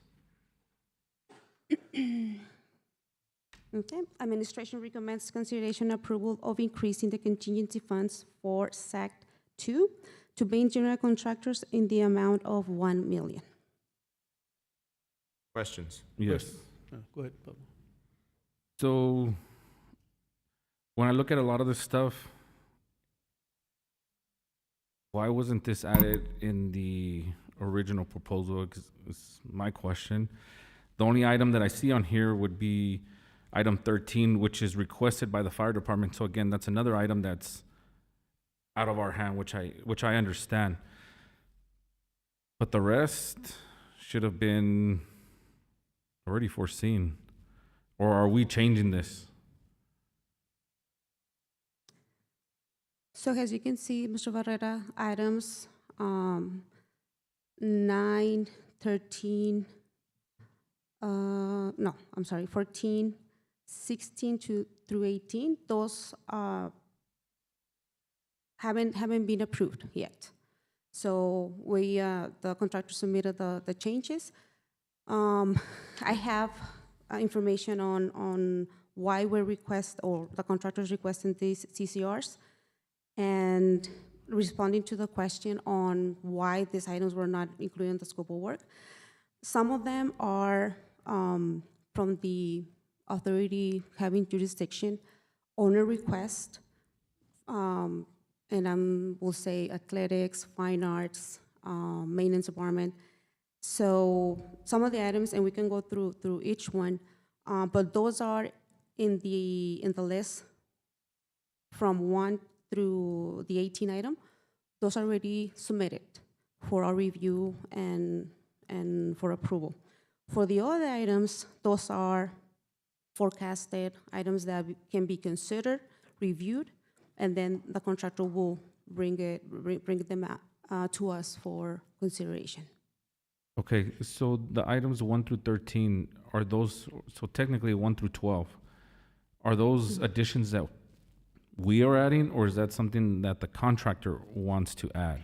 Because I understand 13 is out of our control. Mm-hmm. For example, item 6, the fly fence. Those we are having coordinations with the health department, because apparently we have to have those fly fence on the concession stands. So here in SAT 1, we don't have those devices. So we're trying to coordinate that with child nutrition and health department. So that's an example of one item that we need to still discuss and have a review, a depth review on what happened or why it's requested. The speed pumps, item 7, that one was requested by Police Services. And contingency, it's not for a specific item. The contingency can be used for unforeseen conditions or cost, on your request, errors and omissions, and things of that nature that will help us to give a better project or quality of project if we have the opportunity. Now, the facilities department is requesting to add $1 million. And as you know, the regional contingency amount was 2.5.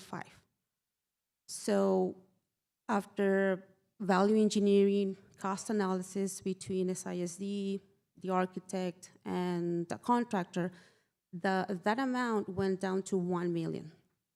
So with the size of this project, that's why we're requesting another $1 million, considering these items. But again, we'll be reviewing them and coordinating with the appropriate departments and, of course, with administration.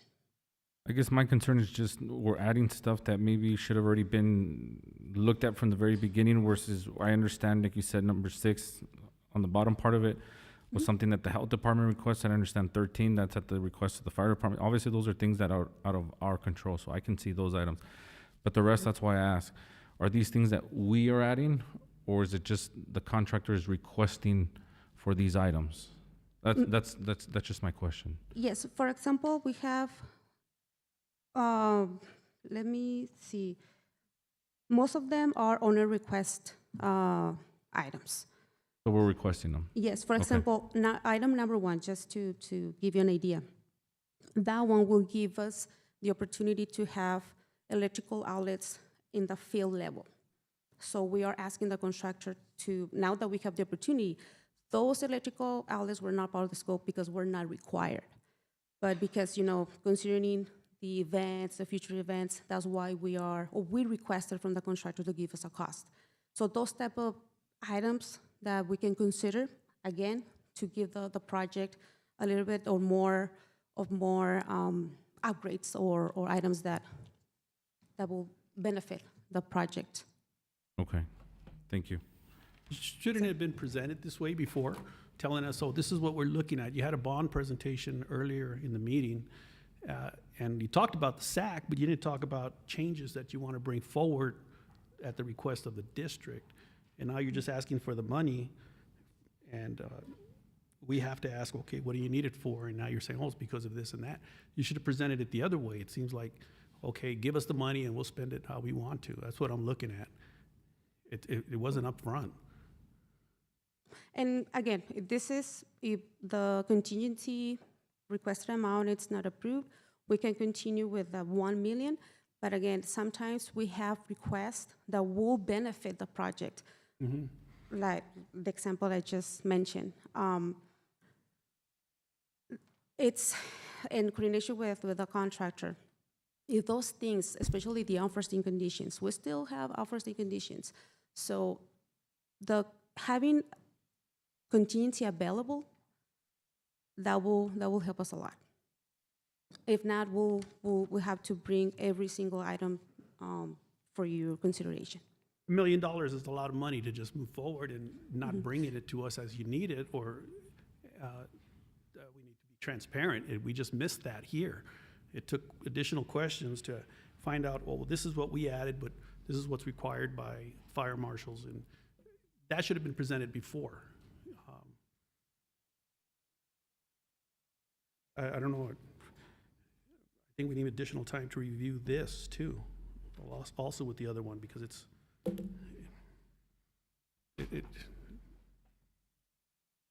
wasn't presented properly. Like you're trying to get something over on us. I don't appreciate that, but it should have been presented the other way. Let us know this is where we need to go. And then there. Yeah, right now we are presenting what we consider that Well, it's a lot of money. that could be part of the contingency. And we are bringing this item to you for your approval since it's a change to the contract. Ms. Nájera? Fierro, thank you. Ms. Fierro, on the change request log, on the top part, items 1 through 18 that are in blue, there are some items that under the approved column, they're marked in for no. Those are pending approvals. So they were submitted to us, and then those CCRs were provided to administration for approval. Okay, well, it's marked no, that they weren't approved. Is that not correct? It's basically not executed. Okay, okay. Yes. Okay, I just didn't know what was happening with that money for those items, but it's still in the works then. Yes, ma'am. Thank you, ma'am.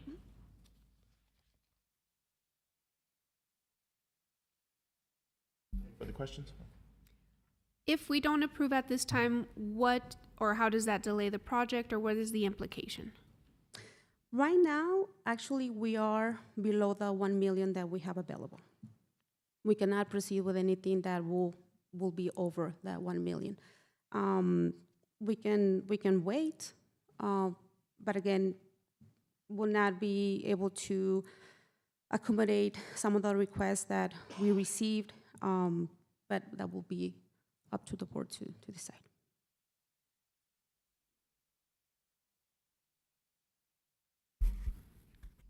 Some of these items look necessary to me.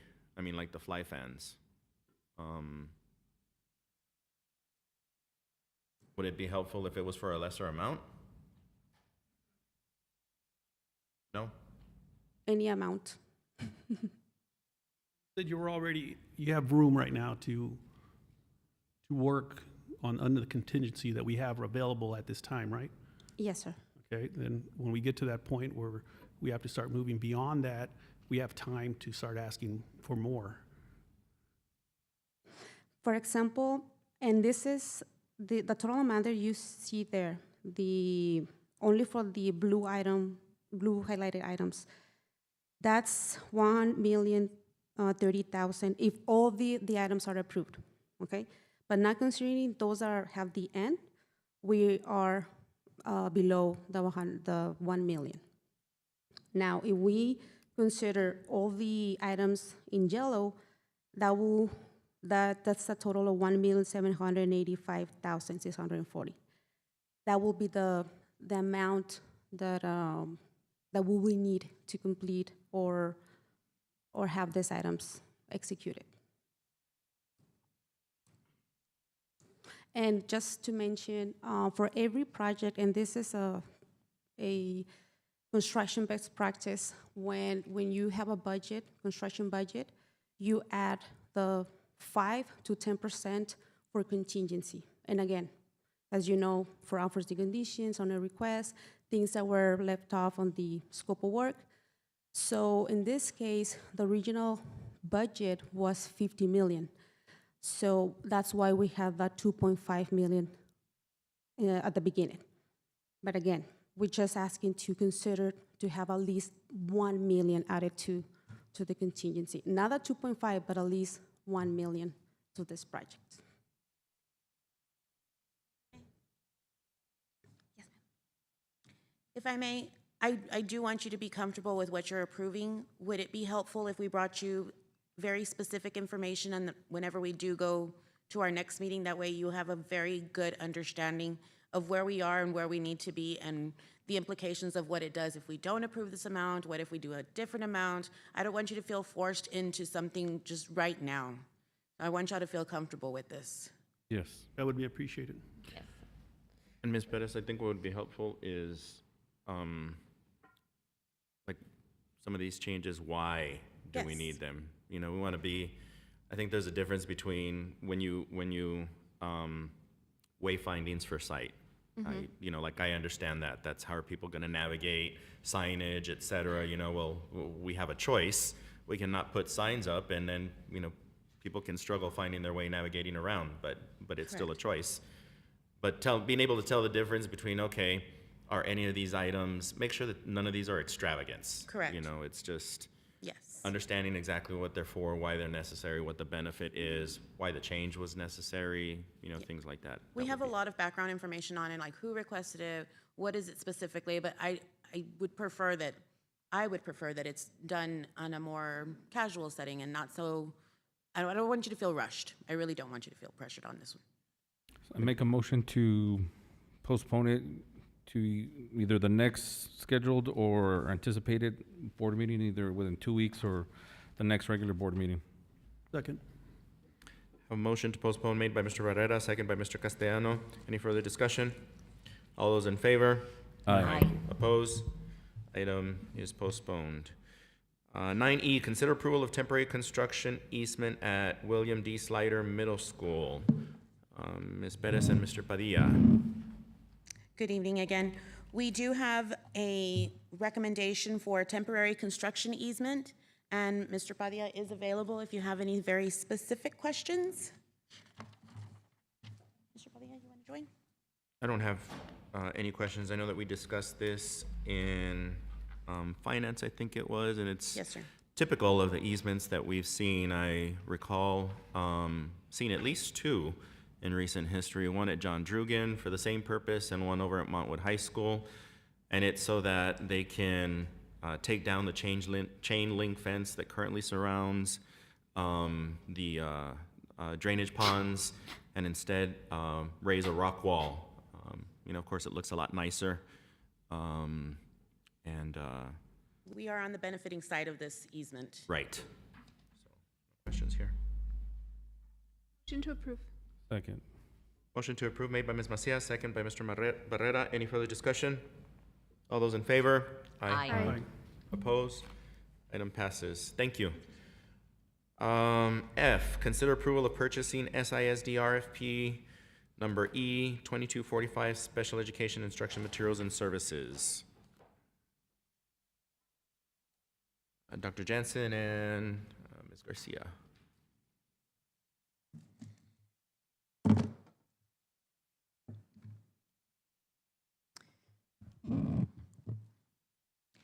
Good afternoon, President Nájera, members of the board, Dr. Carmen.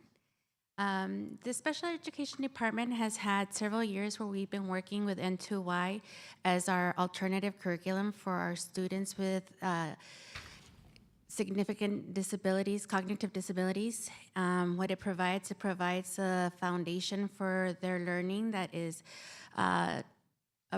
deep and provides them the essence statements and the prerequisite skills that they need. At this time, we are asking to continue with N2Y after we were going to transition to another program, but after the transition period, we noticed that the other program does not have everything it promised. And so at this time, we want to continue with N2Y in the best interest of our students and our teachers so that the material is there, the resources are there, and they have everything they need to continue to be successful in academics. I have a question. And this is just more of a practice I guess we've been doing, and I know I brought it up to our, in the past to our attention. What concerns me is that the sub start date. We are on October 18th, and this says October 1st. Are we already receiving or using this system as of that date? Because of the situation, N2Y has graciously given us an extension for this period. At no cost?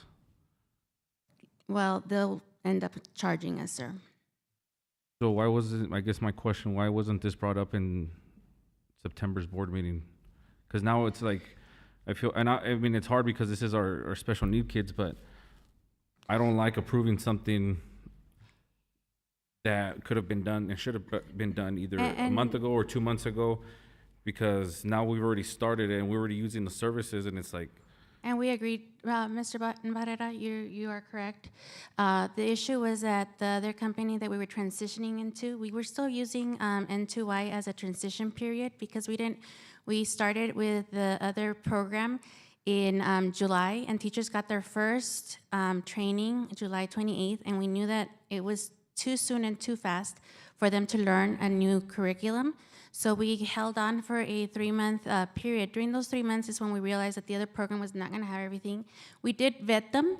We went through a whole process of going through a vetting committee, having a demo, but we were given some false statements. And at this time, I can just tell you they're not meeting their obligations. And for that reason, and to ensure that we get the students and the teachers everything they need, we had to make that decision. The decision, we gave that company ample time to provide us the items that they were supposed to provide. And unfortunately, it was past the last board member's deadline for us to present at the last board member when the decision was finalized.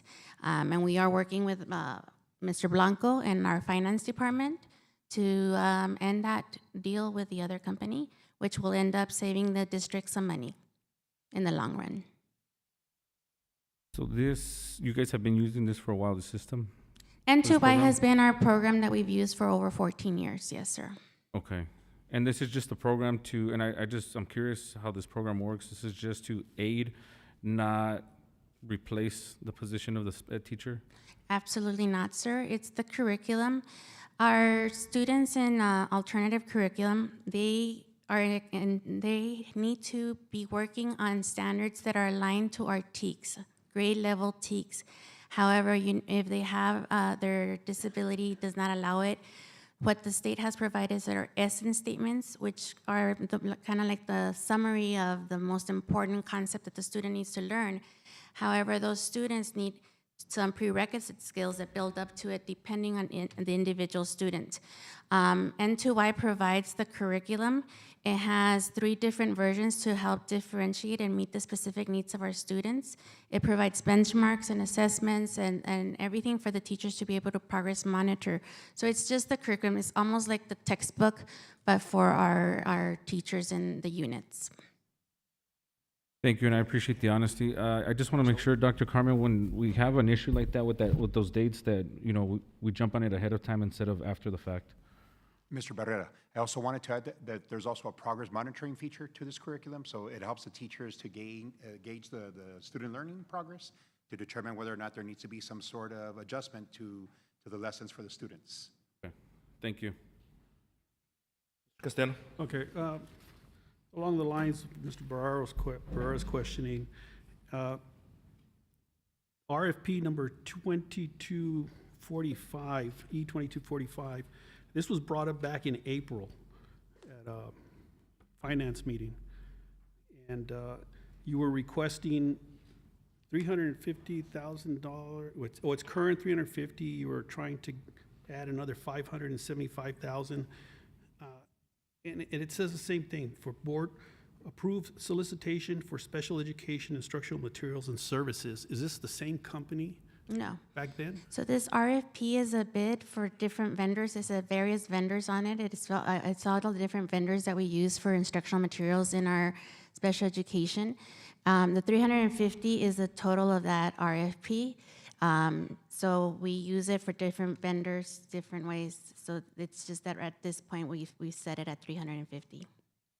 And back then, you proposed adding $413,000 for speech testing. Did that ever happen? No, that was not needed in the long run. That was a pulled item, sir. Yes, it was pulled. And my question was back then was, we were waiting, because it was brought up at the meeting that we had to spend the money or we were going to lose it, some bond on that one. And I got the recording, so. And I questioned, why wasn't it brought up earlier in the year?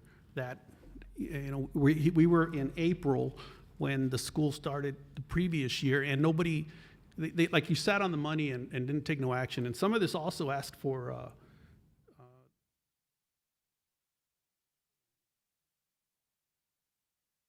specialized classrooms, functional living skills, preschool program. And I guess there are sensor rooms. You were asking for more money on all of that. Did that ever get approved, or we stopped on that too? No, at that time we were asking for an extension on the amount of the RFP.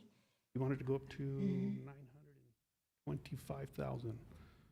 And that my problem is just like Mr. Barrera said, this could have been, we're 9 weeks into the year, and how about the first 9 weeks that we missed out on teaching the children? This is special ed, right? This is more that these people were complaining about. A parent was here. Mr. Castellano, you're misunderstanding. We did not miss out on teaching the students. What we did is we had N2Y and the other product at the same time so that we can help the teachers with the transition between the 2 curriculums. Yes. So they did not miss out. They have not missed out on anything. It was originally brought up back in April, and now you're here. This is October. a completely different item, sir. I'm sorry? This is a completely different item from. No, I think it's still it says the same thing. Purpose to continue to provide our special education teachers with programs to allow them to create. Sounds like the same item to me. I agree. We need to provide the services for our special needs children. And yes, we're falling short, but I agree that we should have acted a little faster on this. I have no more questions. More questions? No. Motion? Motion to approve? Second. Motion to approve made by Ms. Gardea, seconded by Mr. Barrera. Any further discussion? No, again, I'm going to reiterate, just want to make sure that the deadlines are ahead, not after the fact, and we can work on that. All those in favor? Aye. Aye. Opposed? Item passes. Next item, G, consider approval of 2023-2024 compensation plan update to add travel stipend for special education ASD aides, Assistant Director of Employee Relations, and SPED relocation stipend. Dr. Gonzalez and Ms. Stiles. Hello, good evening, President Nájera, Dr. Carmen, and members of the board. I'm Selena Stiles, Director of Human Resources for Support Personnel. And this evening, we're presenting some recommended updates to the compensation plan. They start on page 337 of your book. And I'm going to go in order as how they come out on the book and in reference to here. So the first one is the Assistant Director of Employee Relations. That was a new position that was hired this year. The purpose of that position was to assist with conducting investigations, so that person does travel, use mileage within the district. So the recommendation is to add a travel stipend for that position. $174 monthly, it's $2,088 annually. That would be the impact. For the special ed ASD instructional aides, that would be on the following page, if I'm not mistaken, on 339. So these are individuals that were assigned to the special ed department. They are supporting the autism program, so they are traveling through the district with the teachers. They're only housed in the special ed department. If I'm not mistaken, there's about 8 of them. Yes. So they also would qualify for the 174 monthly. However, they're 10-month employees, so their annual amount is a little bit different. It's less. Okay.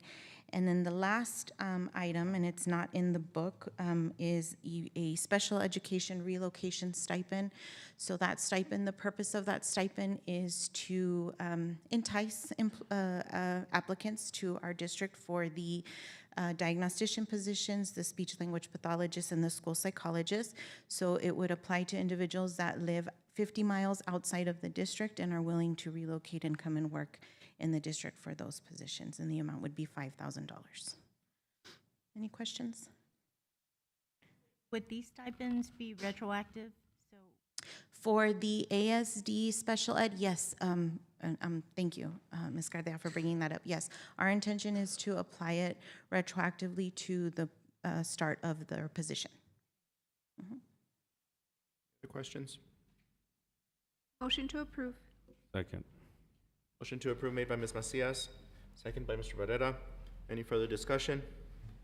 All those in favor? Aye. Aye. Opposed? Item passes. Thank you, Ms. Stiles. Thank you. Item H, consider approval of new job description, Assistant Director of Emergency Management. Good evening again, Board President, members of the board, Dr. Carmen. We are bringing back the job description for Assistant Director of Emergency Management. Okay. We took into consideration the recommendations of the board members during our last meeting and revised the job description. This has been presented to 2 committees and then brought to you this evening for approval.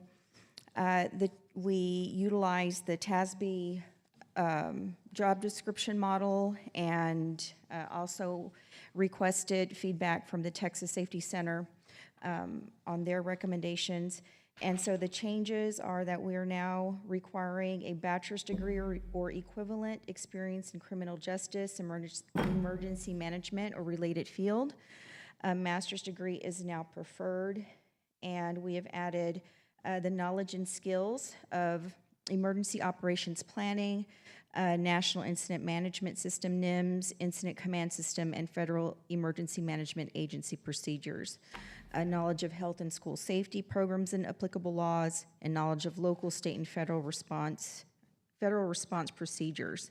We've also are looking for someone with strong public information, organizational communication, and interpersonal skills. Questions? Yes. Go ahead. So Right here, like, for example, I read experience, and it says 2 years public school administrative experience preferred.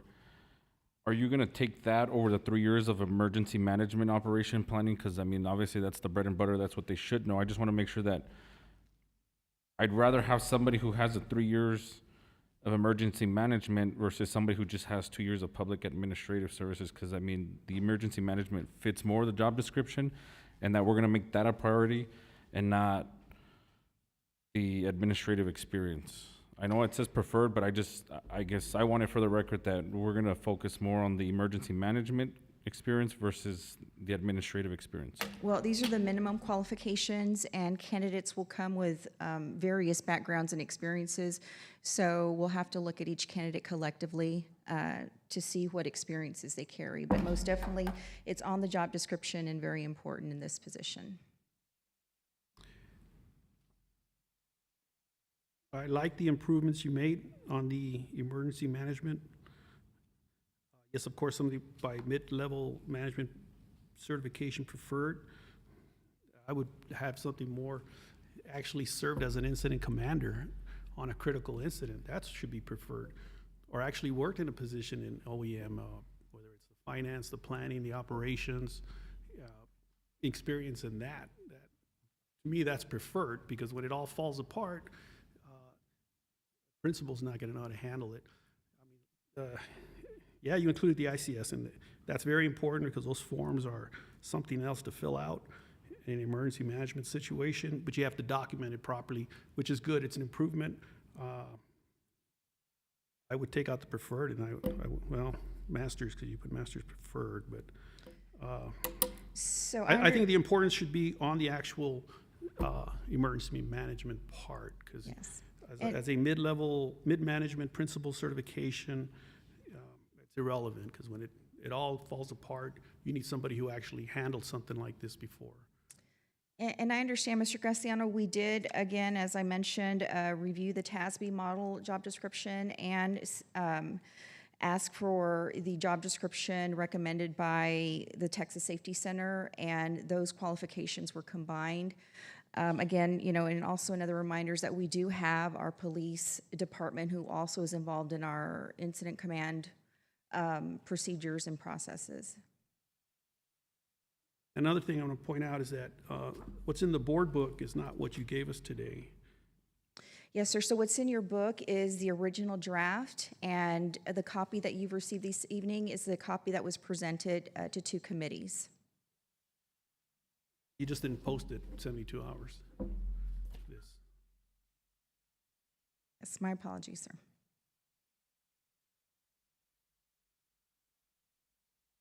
I mean, I agree with what you've done, but I mean, we didn't post it 72 hours. People can get it, so we can just put it on the next board meeting. Castellano, only the agenda has to be posted. Not everybody receives the entirety of the board book.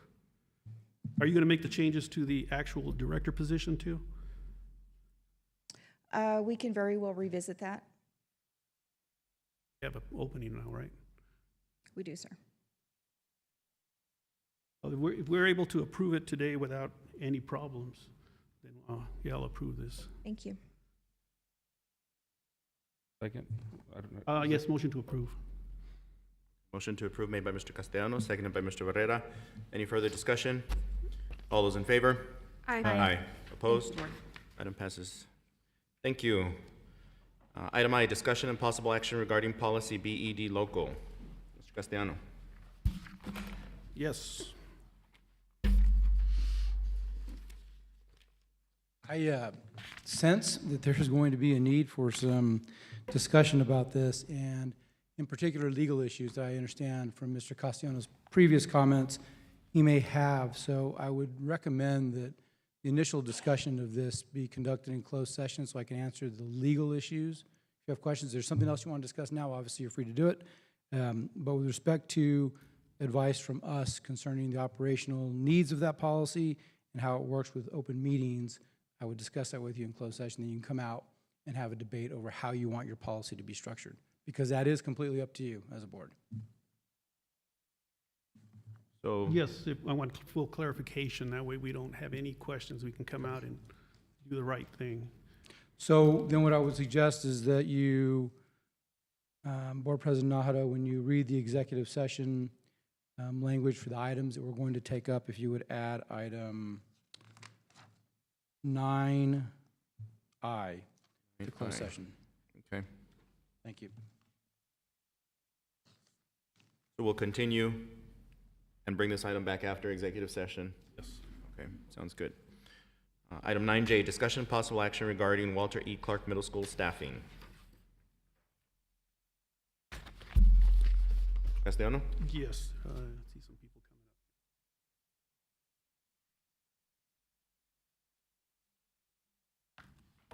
up. There was a number of concerns that were brought forward by the employees of Walter Clark. It was the last board meeting, regular board meeting, and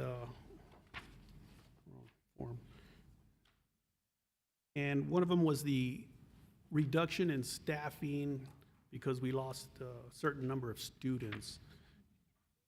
My question is, what impact happened on those students?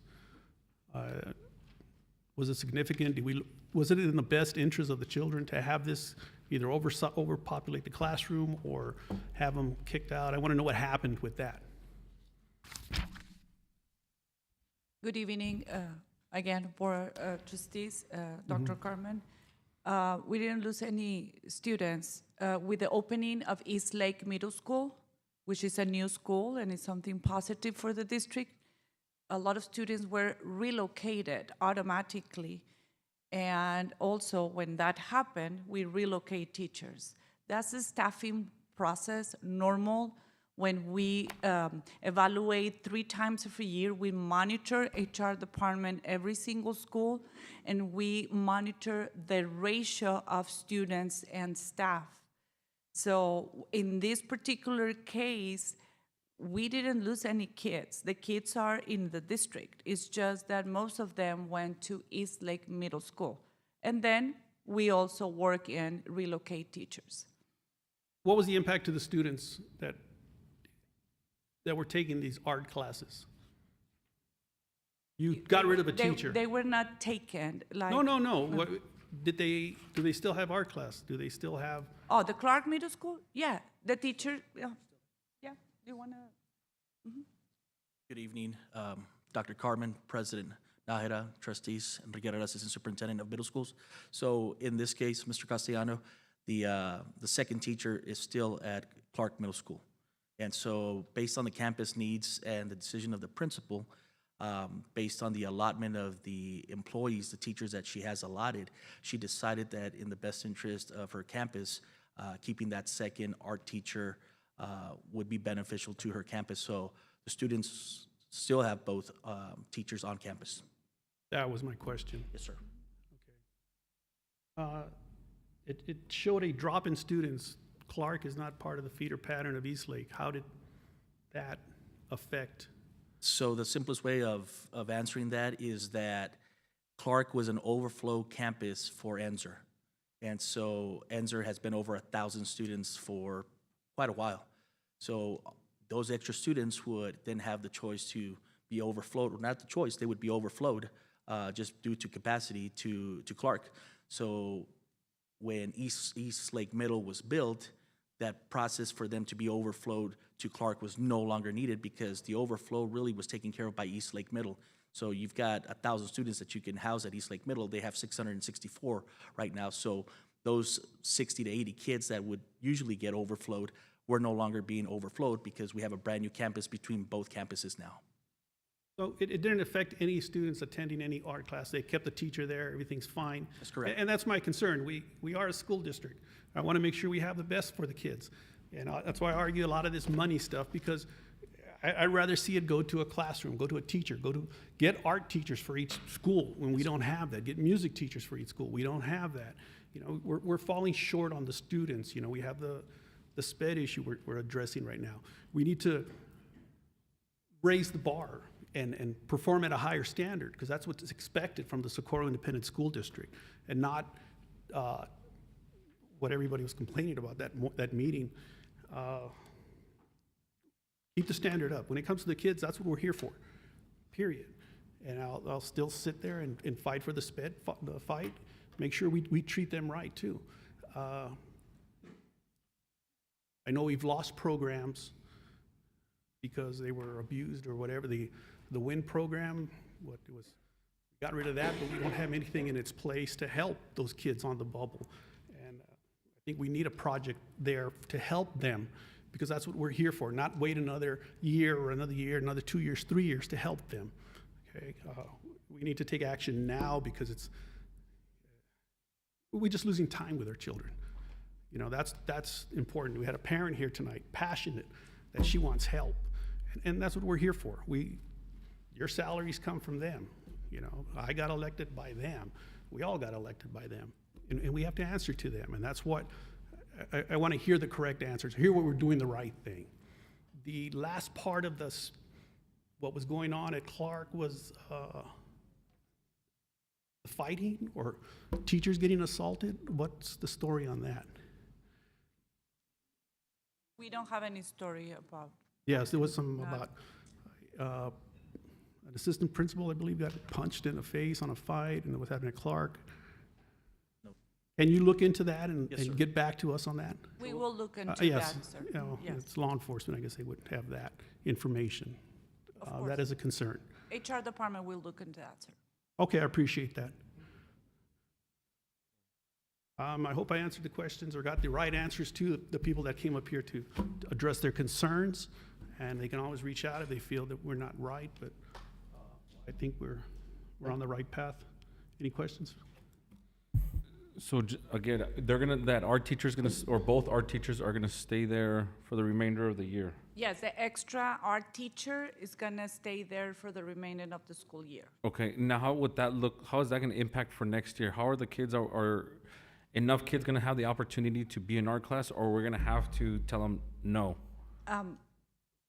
We are based on our monitoring during staffing meetings, so I wouldn't be able to answer specific that question now, sir, but once we continue with the staffing meetings, we were looking the numbers and seeing if we need to do more movements or not. And the same way that we give extra teachers to schools that are increasing numbers of students, the same way that we need to reduce when the enrollment reduce.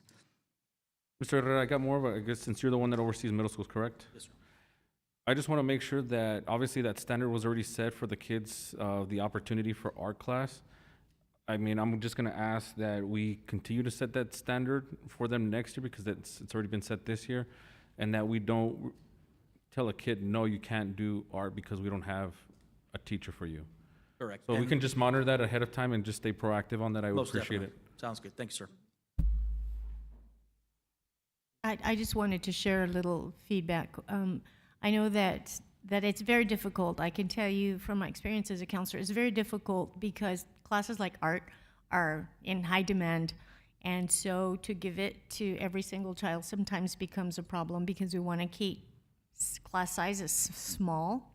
There are certain classes that will always be at capacity, and I know that it's difficult for us to always be able to give a student, and I was quite often on the receiving end of upset parents and upset kids because we couldn't, in the best interest of the kids that were already in the class. And so I do appreciate the work that you guys do, because I know it's not easy.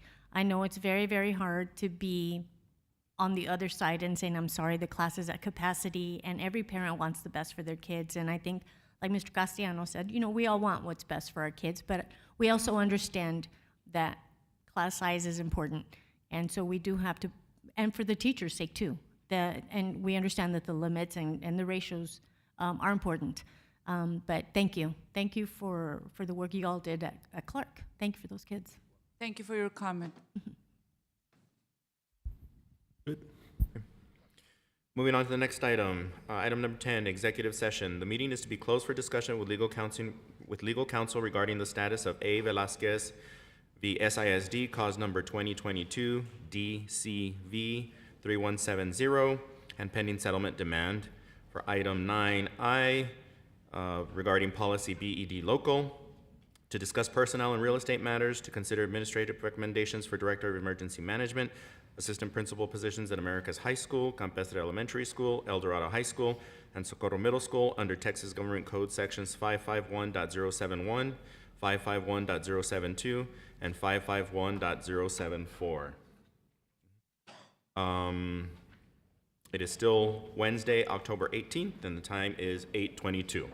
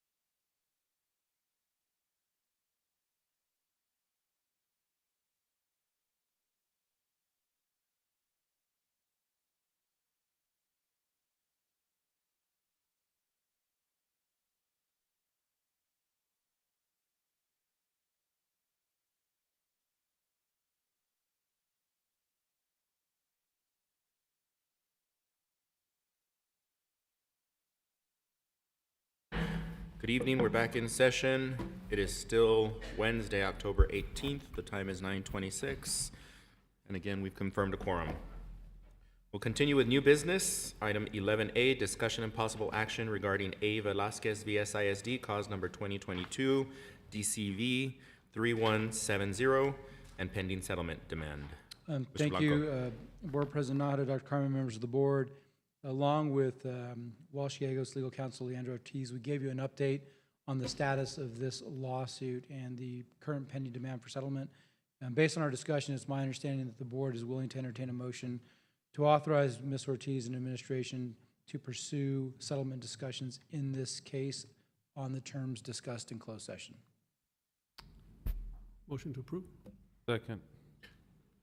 Motion to approve made by Mr. Castellano, seconded by Mr. Barrera. Any further discussion? All those in favor? Aye. All those opposed? Item passes.